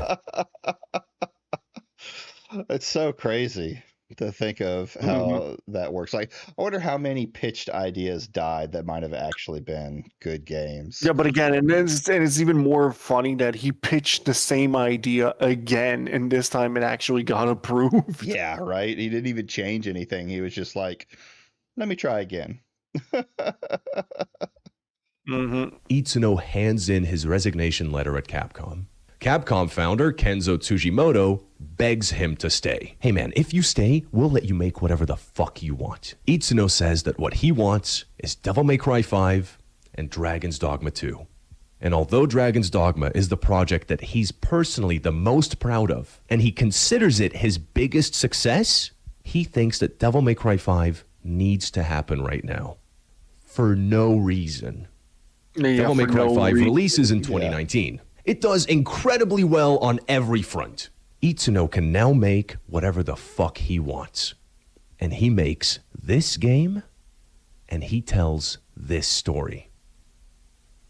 This is all just speculation. This is all just a fucking theory I had. This is just a bunch of MatPat shit. I have no idea what actually... I obviously have no fucking idea what actually went down between Itsuno and Capcom. And the only way we'll ever find out what happened is if fucking Itsuno himself, or Itsuno's wife, or Itsuno's legal team, or Itsuno's husband come out and corroborate any of this shit. I could be talking out of my ass. I love to do that. For all I know, Itsuno loves working at Capcom. He's been with them for 30 years. I'm going to show you an article for no reason. After 30. Dragon's Dogma 1, released in 2012. The very next project that Capcom assigned Itsuno to was a remake. Months later, he tried to resign. 11 years later, Itsuno has achieved his true vision. I think Dragon's Dogma 2 is about Itsuno. I think the Pathfinder is an allegory for the executives, the suits, an entity obsessed with creating a cycle of the same script over and over and over again, and outright rejecting new ideas, presenting sequels and what is different as evil. An entity who has full control over a world they did not create. A world where free will is a disease. A world where hitting New Game Plus is the bad ending. Where you tell this entity that they're right. You do want this. You do want the remake. And the game constantly reminds you of the choice you have made. A game where nothing in it is unintentional. I ran all this deranged bullshit by a couple friends to make sure I wasn't going full, IKEA is putting kids in your couch, or whatever. One of my friends said it would be funny if Itsuno's last game before quitting was a giant fuck you to Capcom that nobody picked up on. My friend had no idea how funny he was being. I downloaded the soundtrack today, the theme song for the credits of the true ending of Dragon's Dogma 2. Is called A Letter to No One. I think Dragon's Dogma 2 is an autobiography. I think it's the story of a man desperate to achieve free will and create what he wants. A world free of the hand that guides, free of the cycle. Shit right here, but it is interesting to actually kind of like look at it that way, which is probably why we're never going to get anything else regarding this game, because if it is actually true and the executives did pick up on it, that this game was basically a giant middle finger made on their dime, they're gonna be like, why the fuck will we greenlight anything related to this project anymore? Right, absolutely. But you can see it if with the idea of like repeating the ending, like this is. He had just made a remake of a game. Now he makes the whole 80 hours of the game, just the first game over again, but he makes it really lackluster at the end just to show you Dragon's Dogma 2 after. Oh man, that's brilliant. Absolutely brilliant. Jazz, are you in a wargaming server or no? Who? Is Jasmine in your server? I don't know. I haven't seen her there. Hold up.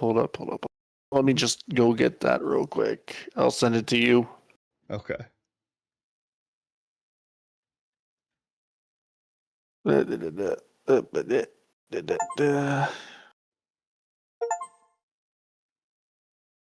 Here you are. Check your DMs. Little hand-drawn doodle. Oh, hold on. Hey! I like it. Hold on. Let's see if I can do it this way. Sometimes this will work. Sometimes it won't. No. What do you mean, no, not yet? No, not yet. Oh, okay. I'll wait then. I'll wait. I like the picture off to the right. That's kind of my favorite right there. Anyways, I think you closed your stream there, by the way. Huh? Oh, did I? Yeah, I did. Hold on. Yeah, you closed the stream here. Boop. Let's go into where are we? We'll finish. Yeah, I'm going to finish off the video. I gotta get. Yeah, I'm going to finish off this video after I gotta get to bed, man. Oh, me too, bud. This is over my normal time, but this was well worth it. Good video. Mm-hmm. And I think you all know where I'm going with this. Because Dragon's Dogma 2 is not Dragon's Dogma 1. And it's not Dragon's Dogma 2 either. It's Frog Fractions 5.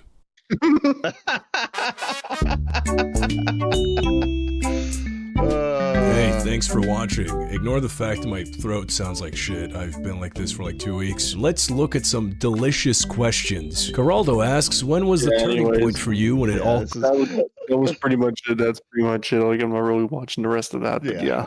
Good video. I enjoyed that. It'd be really funny is if you got to the end of like Dragon's Dogma 2 And then it was Frog Fractions, like it went into Frog It Fractions would be 5. would be hilarious if that was actually the case. But sadly, as someone who's actually 100% of the game and has, believe I'm like on what, my 12th or 13th playthrough. Oh, damn, nice.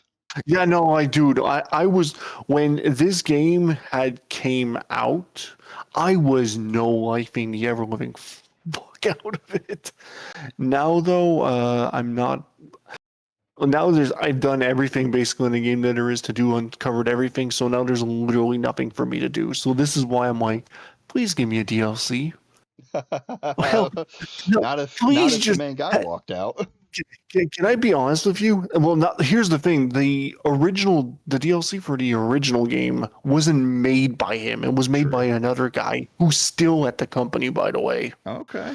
So, me personally, even then, I don't really care if a DLC comes out. I'll take some quality of life features like an armor die system, a transmog system.